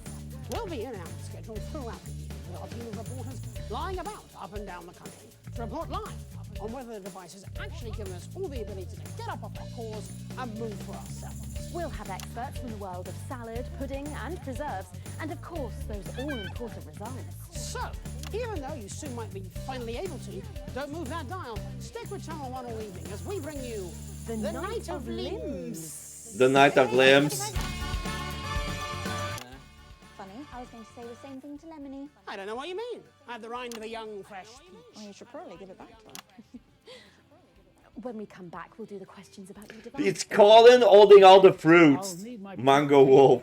Yes, I believe we're just getting it ready. Dr. Charles Mandarin. Cherry Mims. The Gesticulation Collective. Yay! I want to see the president, the prime ministers. Da da da da da. We see Collins playing with the fruits. Da da da da da. Oh my god. 3. Welcome back. In just a few minutes, the scrumptious machine behind me will be activated and maybe, just maybe, we will all finally find ourselves freed from our bowls. But first, let's meet the man behind the movement, Dr. Charles Mandarin. Hello. Dr. Mandarin, this whole notion of granting fruit self-driven momentum, that's a little far-fetched, surely. Not at all, Lemony. After years of research, a top team, and some out-of-the-orchard thinking, we believe we've finally discovered the secret of rapid evolution. Well then, please do tell us how it works. Well, this is where my presentation comes in handy. If we could just flip over to the first page there. Okay. There we are. Colin is doing the... As you can see, our current lack of movement will be solved by the additional growth of what I've named limbs. These limbs will be subdivided into 2 categories. The first pair, we're calling them arms, will allow for more complex tasks and interactions with the environment. The second, currently called legs, are stronger but less precise and will enable us to change our location unaided. Wow, that is quite the claim. Do you have any idea as to the implications of such a large change? Well, of course, on the next page, please. Thank you.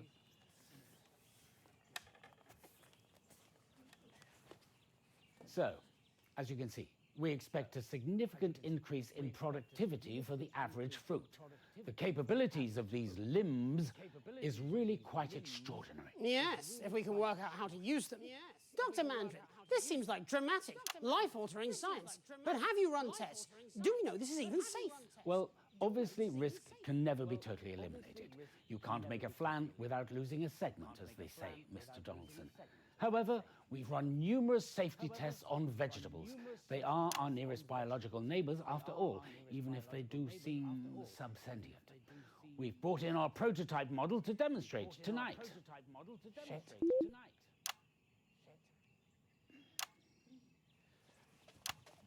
Oh, wow. Carrot? Well, that is impressive. And it Yeah, with arms and legs. damaging the poor vegetable. Well, we're more than 87% confident that any pain felt was minimal at most. Right then. Well, thank you for that, Dr. Mandarin. Now let's get that thing out of here, shall we? Whew, dirt dwellers, give me the pips.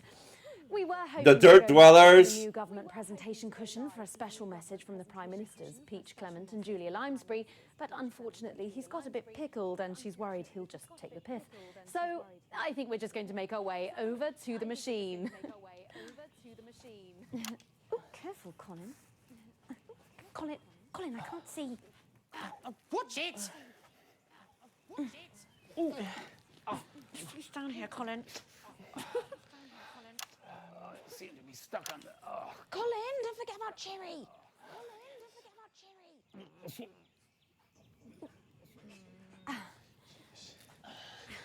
Okay, I think we're all here.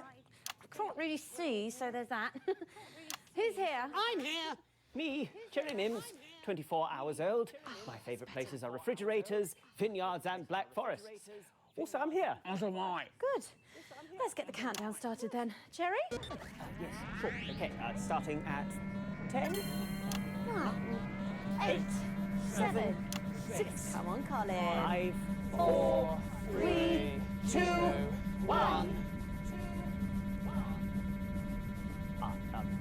Could you press that for me, please?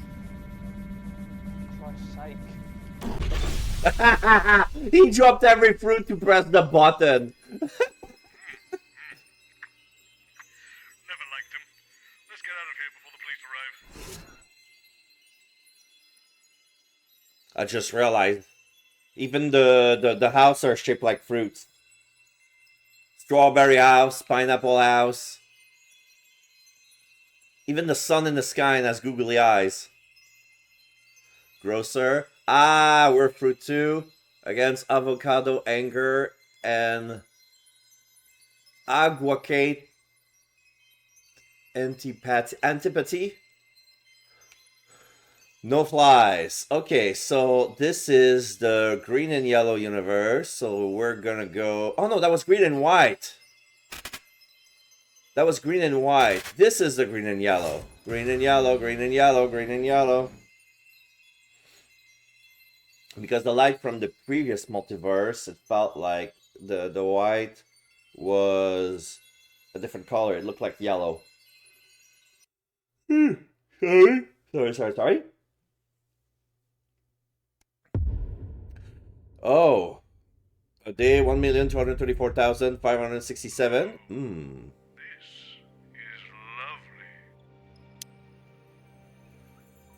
Futuristic. This is Jeremy. Welcome, welcome. Delightful to meet you. Jeremy Donaldson. Dr. Charles Magnus. Oh, kiss on the lips. Chester Mims. 324. My favourite Guangons are Garglax, Kitterkill, and Peng. Fascinating. Shall we? Oh, yeah. This is excellent. Leave that alone, please, Colin. Robo Jetty. Brilliant. This is the future then. is the present, Colin. Are you feeling all right? Do you need to visit the bliss space? This space? How much that cost? You're so funny. Where is the bliss space? Same place it's always been. She was more helpful than human. Don't be technophobic, please, Colin. The uploaded are just as human as everyone else. Is everyone in the future this sickeningly nice? I guess we'll find that out tomorrow. So not in the next 5 minutes or... Colin, you brighten my day, and I love you. Why do we need to be happier? They're already living in bliss. All right. That's new. Sorry I'm late. I got caught up at the House of Sensation. No apology required. You're here on time. This is Dr. Charles Magnus. And this? Chester Mims, 324. My favourite... 10 seconds. I'll kiss you later. No need. I'm not much of one for formalities. Oh, that's cute. 3. Nice. Good evening, friends. I'm Jeremy Donaldson. It's another beautiful day. And I'm Megan Wolf. It's the 30th. Oh my god, she's got some white eyeliner. Eyeshadow. It looks cute, but at the same time, it just drives me. Ugh. March in the year 3751, and this is a Not my type. galaxy-wide broadcast on Interstellar Wave Range 1. Humanity, as we know it today, is of course lovely. War, inequality, sickness, crime, and death. These have long been just story beats in cautionary tales we tell our infant clones. But let us never forget that in our primitive past, these were accepted as inescapable parts of everyday life. And tonight, according to our guests, we will all be able to experience a long-forgotten sensation thanks to this, their despondency device. Despondency. Welcome, friends, with love, to The Night of Tears. Oh, okay, I get it now. Oh my god. They eradicated sadness and now they want it back.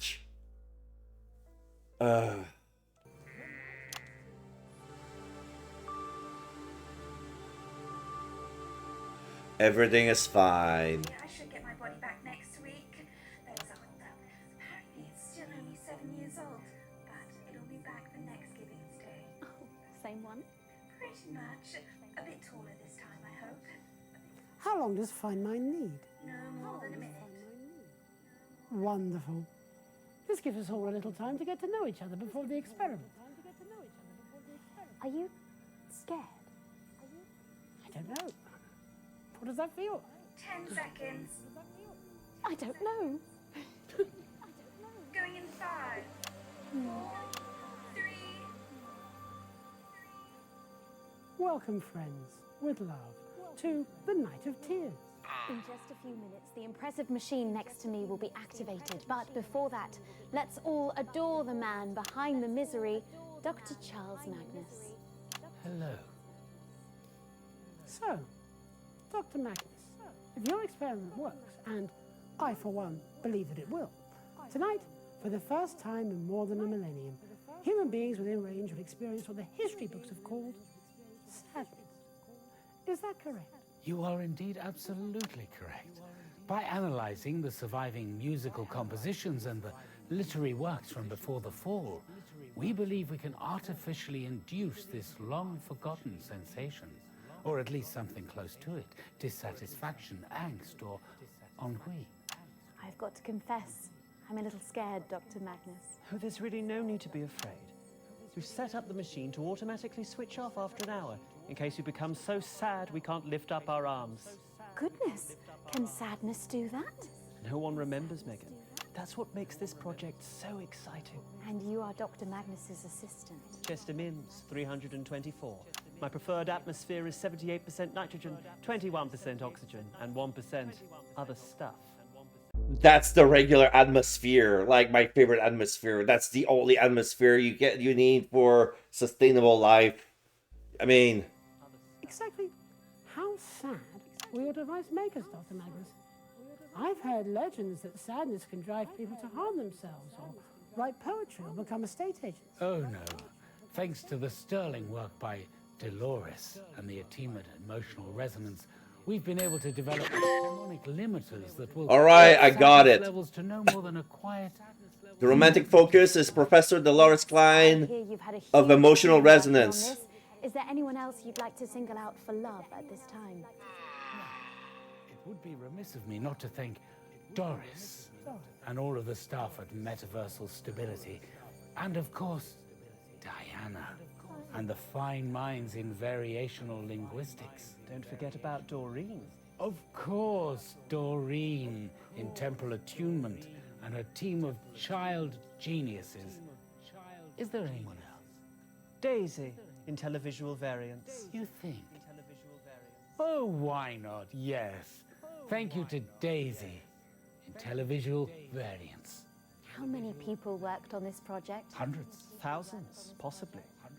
And it all culminates in this live test. But first, a message from the fine mind. Good evening, friends. That's about 40 seconds back. Final checks, Chester. I wonder what the evolutionary advantage... They may find uncomfortable. To opt out from the experiment, please set your dwelling's harmonic filtration frequency to 540. The experiment is scheduled to last 120 minutes. The fine mind will be monitoring carefully and will be able to abort the experiment within 15.2 nanoseconds of an error being detected. You are safe and you are protected. The fine mind loves you and you love each other. All is well. And to those of you choosing to take the journey this evening into your own consciousness, the fine mind wishes you an enlighteningly miserable experience. Safe travels with love. Well, final checks are being carried out by Mr. Mintz, and I think we're just about ready to go. Excited, Dr. Magnus? Yes, I think I am. But hopefully soon I will be utterly miserable. Indeed. On that, as on absolutely everything else, we can all agree. Let's push that button and see if we can't stop enjoying our perfect lives. Chester. Of course. And with love. Well,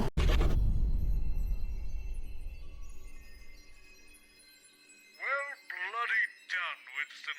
We've done it. I've got her details now, and I've added it to the Rolodex. You can call Professor Dolores Klein for the next loop whenever you're ready. Or you could keep exploring other universes, I suppose.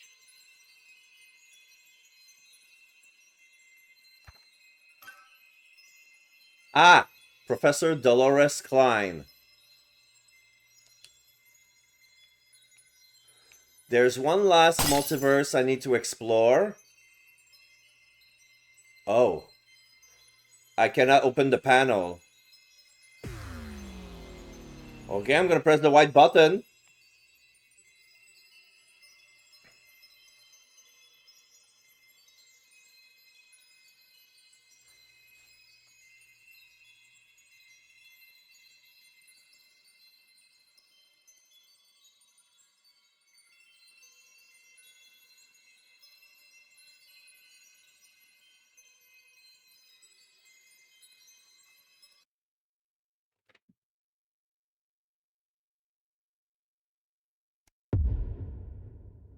Day 126, A Tale of Love and Jazz. Thank goodness we're back from the multiverse. A totally original idea here in 1985. Never been done before.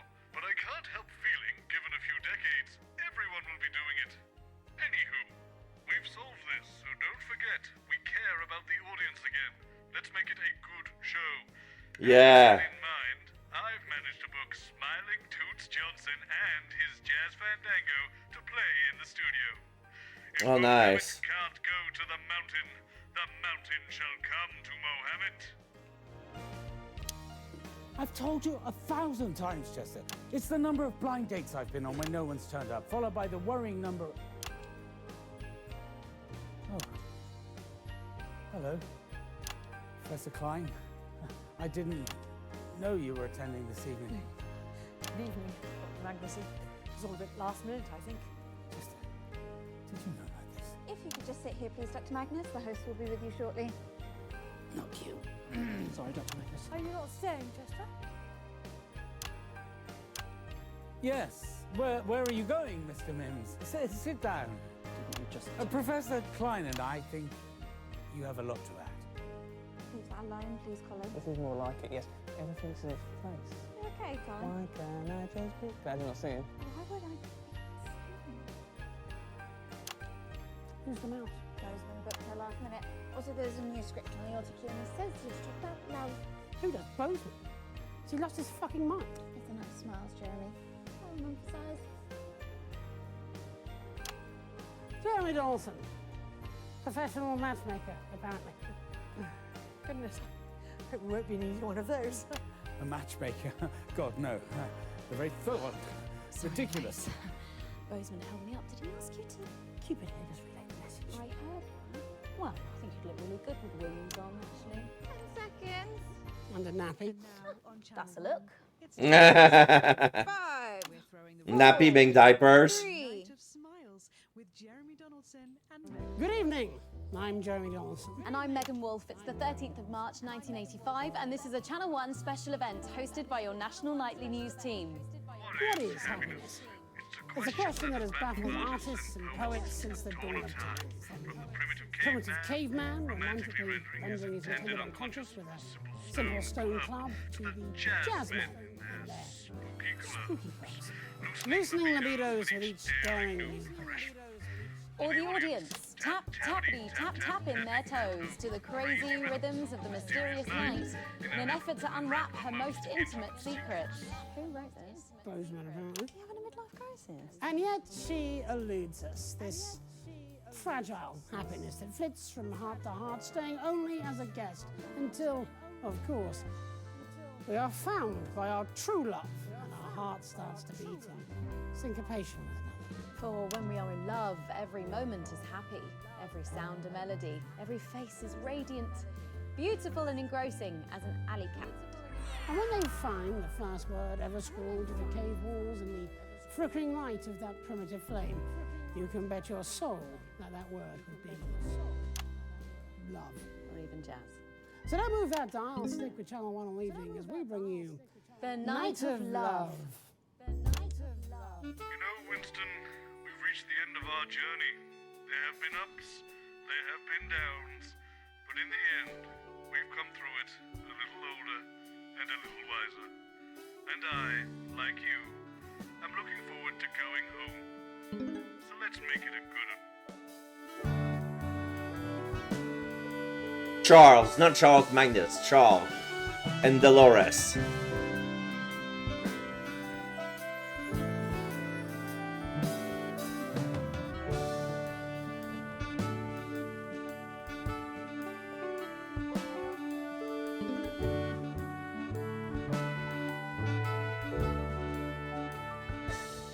Welcome back. Not long now until we take a trip to Planet Bliss. So let's meet the interplanetary cat who'll be our cosmic tour guide, Dr. Charles Magnus. Good evening. And with you, you have today... Chester Mims, 24. This is Professor Dolores Klein. She works in the Department of Emotional Resonance and has been responsible for fine-tuning the crystal molecules at the heart of the emitter. Goodness, that sounds like such an important job, Doctor. Professor Klein. So sorry, of course, Professor please Klein. call me Dolores. Professor Klein sounds like my grandfather. Surely not the Professor Klein, inventor of the word. Yes, that's him. My goodness, what a contribution to history. At least until Florence came along and stole your thunder. Please don't use the F word in front of Professor Klein. Yes, she finds it very upsetting. But I didn't use the F word, I just said Florence. Will you stop saying that? What, Florence? Oh, those things cost us everything we had. My grandfather died destitute. Crushed under a crate of his favourite worms he was trying to get down from the top shelf to polish. Now, do you see what you've done? I've a good mind to cancel this experiment and walk off the show. Yes, do it! We've all worked too hard for too long. I will control my unmanageable rage. I apologize for my outburst, Mr. Donaldson. That really wasn't an outburst. Never apologize for your passion, Dolores. Passion. It's what makes you so impeccable at your job.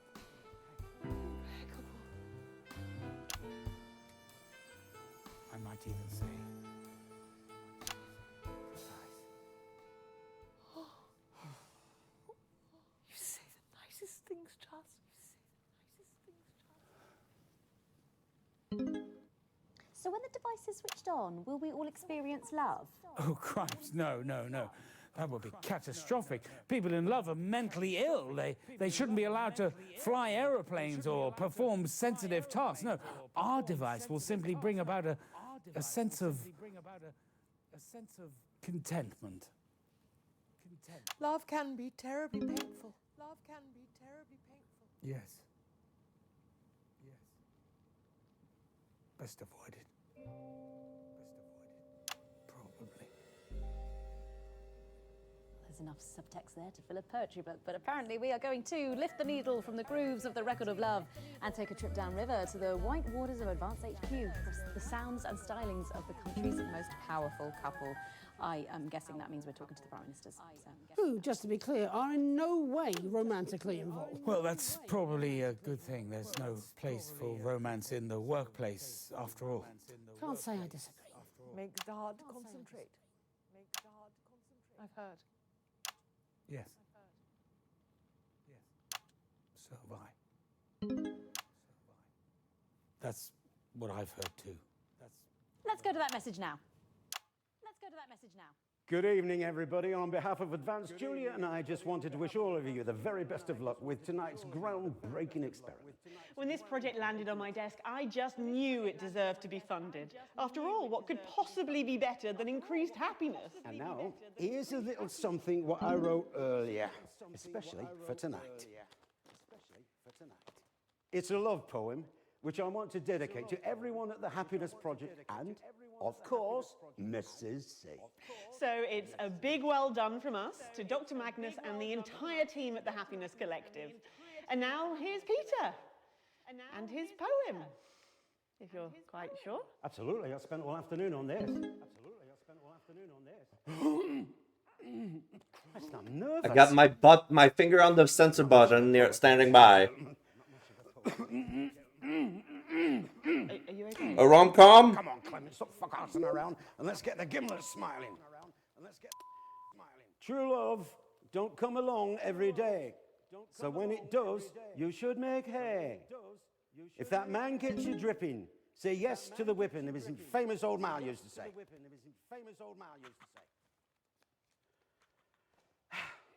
Okay. Good luck, everybody. Back to the studio. Fantastic, the Prime Minister's there, and of course without the assets and wealth funding you received. We'd still be making prototypes out of hope. And you are Chester? Chester Mims, 24. I'm attracted to badgers, some shelving units, and women between the ages of 22 and 51. You're gonna... Wow. Are you? Oh, I rather think the three of us should push it. Don't you, Professor Klein? Why don't you, put your hand on top of mine? Yes, of course. That's right. And Dr. Magnus, why don't you put your hand on Professor Klein's? That's right.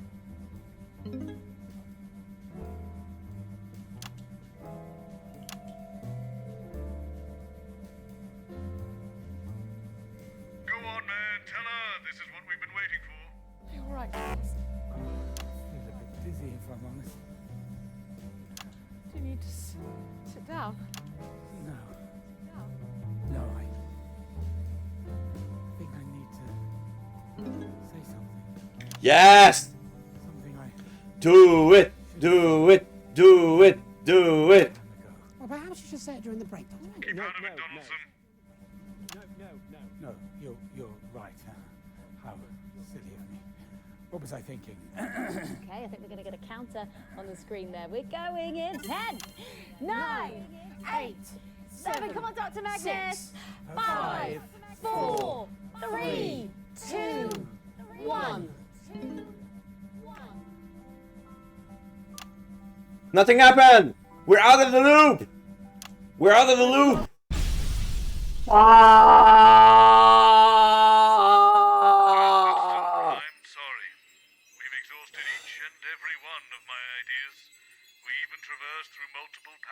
universes and we still couldn't solve this thing.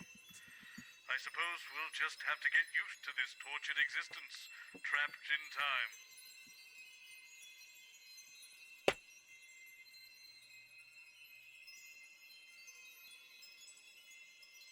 My God. I thought we had it. What are we gonna do?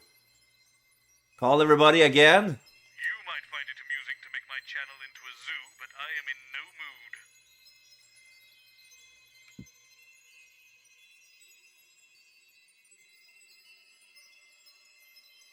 Call Dolores again. We just did that, Alex. It was close, but no fandango, I'm afraid. Winston, we've solved it. We don't need to freeze time anymore. Then what then?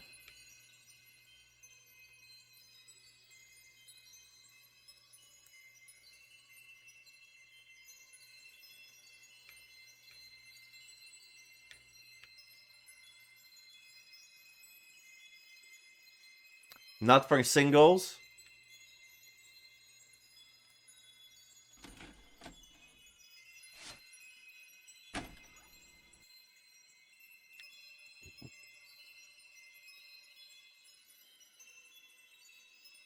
Oh, I see.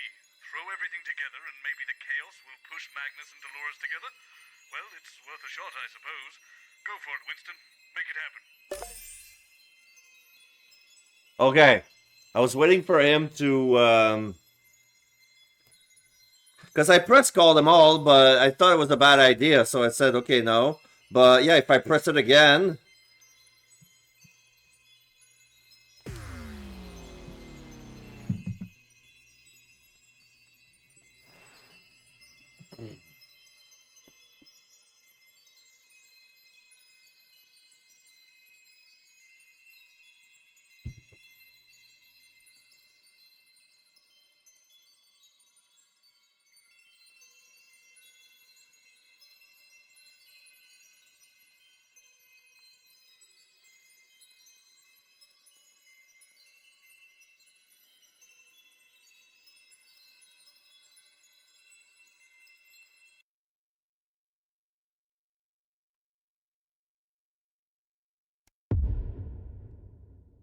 Day 126, all good things.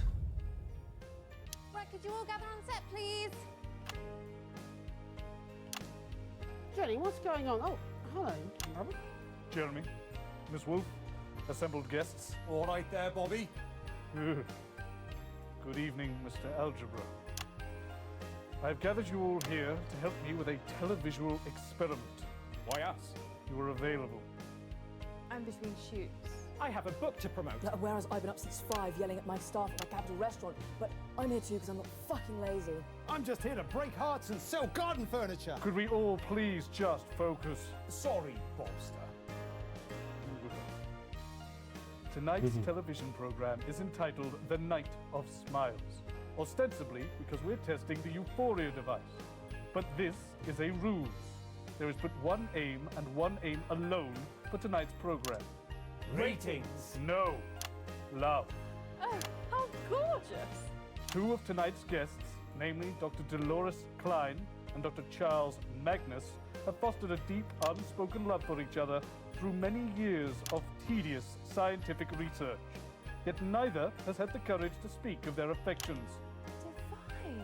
Isn't a film like this one? Oh, was that The Love That Couldn't Sing? Oh, you've seen it? I've watched everything you've ever made, usually with my trousers off. I'm sorry, Robert, but we've been planning the show for weeks, and surely the experiment takes Fuck priority the here. experiment! You have no idea what you're talking about. I've seen more versions of this than I care to remember, and I know more about the next 10 minutes than the greatest minds in history.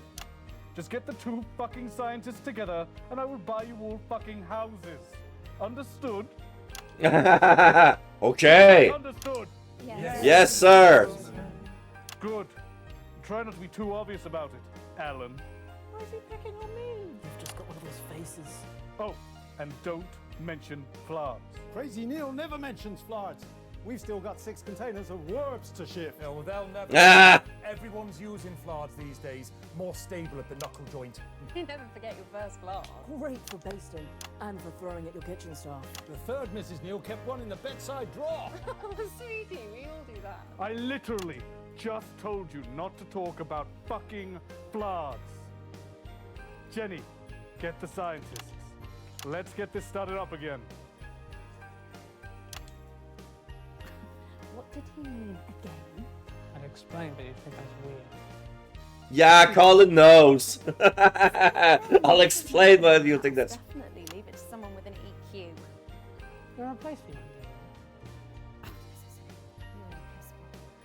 Maybe so. We will. You're the best I've ever seen. Aww.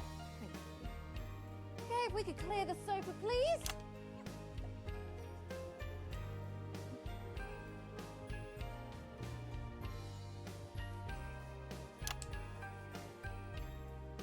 Jeff. There, Jeff. Oh, I'm sorry. Right you are. Room for one. Right, yes. Sorry, no, of course, yeah. Not in the staff room now, Jeff. I think there's room here. Oh, thank you. Oh, I'll just budge up. Room for me on the end here, probably. Wow. Sorry, excuse me. Just a bit of a squash. Would you rather I stood? No, you're fine, Charles. Remember, everybody, L-O-V-E. 10 seconds, everybody. They're scientists. They can spell, you doofnut. 5, Right. I've done everything I can, Winston. The rest is up to you. Evening. I'm Have a Jeremy great Dawson. show. And I'm Megan Wolf. It's the 30th You too. of March, 1985, and you are here with us. I'm sorry. You seem to be perspiring rather a lot. My heart has experienced a mild acceleration, I think. Let me check. Is this a good time to mention my new book? We haven't even got to the opening titles yet, Alan. What are you going to keep that book on, friend? Oh, God, not you as well. You want to buy a shelf? We got all sizes, crazy sizes, and crazy prices. Let's have a look at that book, friend.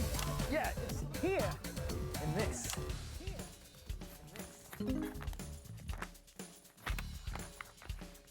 What is that? You. Come here. Come here. What is that? Do you know? Nah, too crazy for me. You're a maths guy. What are What? They wanted the dimension in Millimeters. They're inches, aren't they? Your heart rate is extremely fast. Are you all right, Charles? I feel as if an eruption is building inside me, if I'm honest, Dolores. What VEI? As much as 7, I'd say. Do you mean millimeters, Alan? What?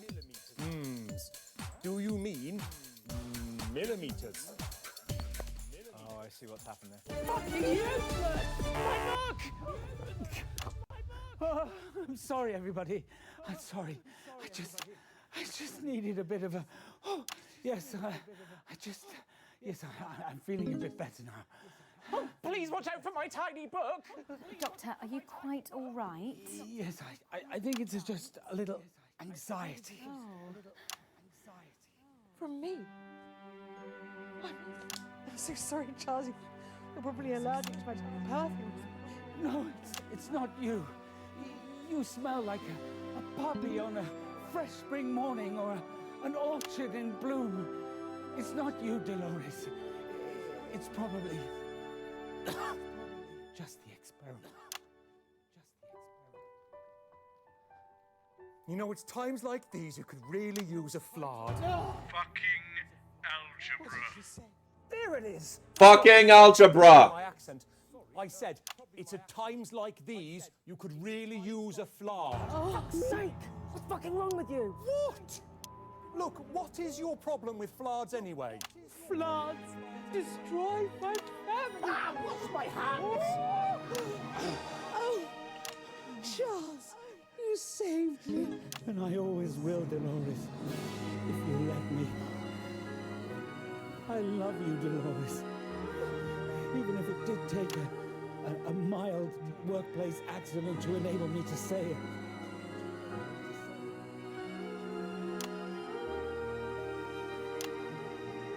Yeah, So sorry. Sorry.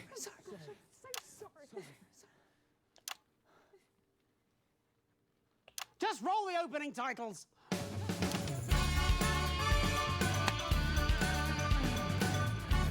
Winston, this menagerie of chaos you've come up with better be worth it.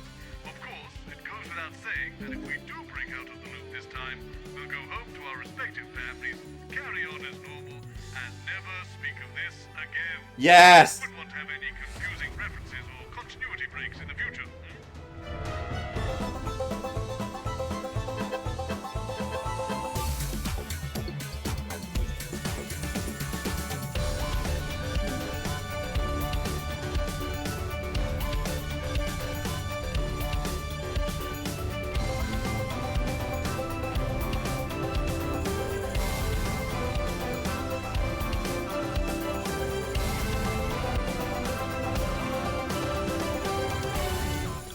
Welcome back to the Night of Smiles.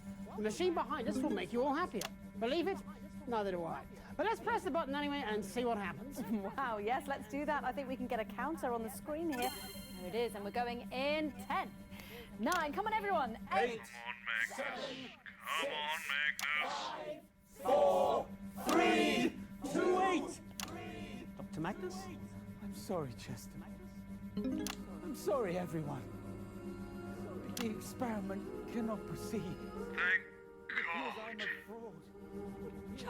What are you talking about, old boy? Ah, don't worry about it. I've been a fraud for years. My real name's just Neil. This device is a fraud. A paper tiger. No, Dr. Magnus, we've attuned It doesn't matter. We don't need a machine to bring us happiness any more than we would want someone to eat for us or laugh for us. We don't need a euphoria device.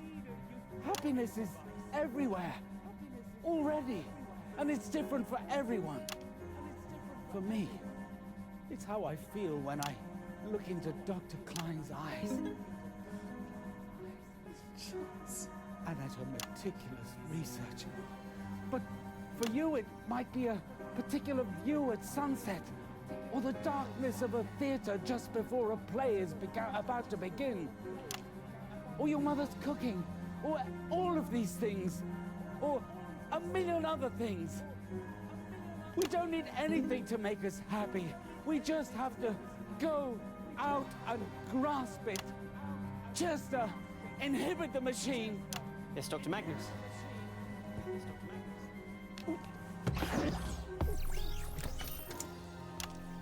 Machine inhibited.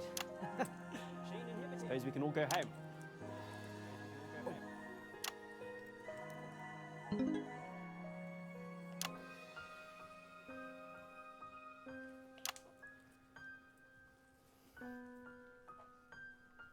So there you have it. If you want happiness, go out and get it. So what now? We're going to the CFL? Really? Okay, if you say so. Oh no, the Cat Football League. Tonight's schedule, which was mainly caused by, well, by love, I suppose. The universe is probably safer, and our boss owns us a house, so all in all... But it's about to get even better as we have a treat in store. It's all the highlights from today's semi-finals of the Feline Football Championships. So let's go to that now. Jolly good show there, Alex. Jolly good. I'll see you tomorrow, when we can get back to the real news.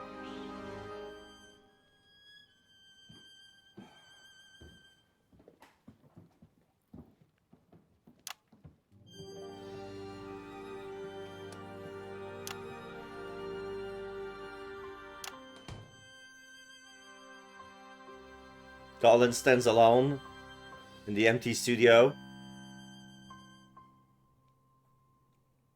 No! No! Colin! Colin!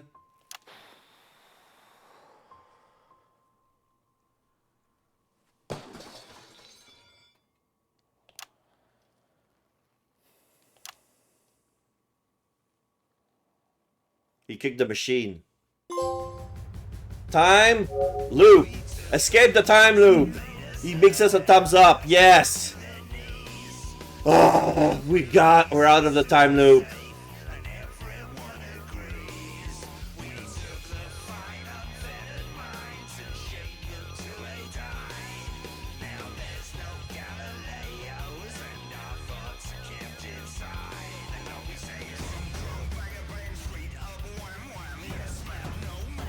Alright, so that's the end of the Dr. Magnus, General Word, Chester, Megan, Jeremy, Jenny, Colin, Peter Clement, Julio Cat, Bozeman's voice, Bozeman's body. Okay, it's not the same.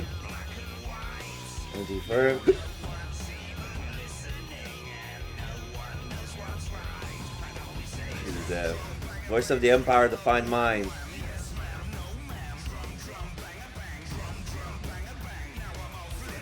Titles, sister titles, Gabby King. And now on Channel 1 by Anna Louise Vincent, the Multiverse. Yeah, the Musiverse!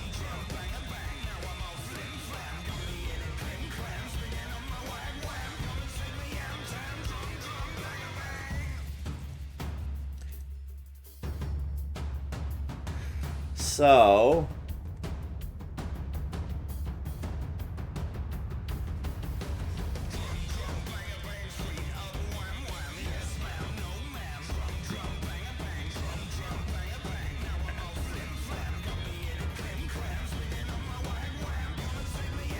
Cozy Cat Cafe.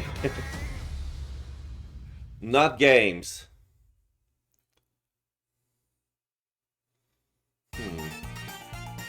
Cat Football Cup. All right, lovers, Gary Kibberley, you join me for the CFL Championship Cup semi-finals. The Fluffers versus the Meows. 7 minutes on the clock. The Duke with the first goal of the game, a flick of the tail nonchalantly into the net. As you can see, Duchess in support. Any part of the ball crosses the line, it's a goal. All getting lively in the semi-final now. You can see Tiddles has a go at Cuthbert, knowing he's going to get that reaction. He gets exactly what he wanted. Paw to the face. It's an red card. They're down to 3 caps in the semi-final. The returning Cuthbert makes no difference here. Top scorer for the Fluffers this season, Duke. Rear hind finish from the halfway line. Absolutely blinding. There's a clear instruction here at half-time from Monty Fortune. Get out there, lay the law back down to them, boys. Do not let them get away with this. Fight! Boom! Just has a go at Cuthbert, and as you see, he slinks off to the on-field vet. He's going to need stitches. Last action of the semi-final. Unbelievable finish. Here he goes, rear high. Balls, there he goes. It's unbelievable. With the back leg. It's 3-0. It's game over. And in the words of Monty Fortune, Thomas trouncing. Thomason's trouncing, yeah.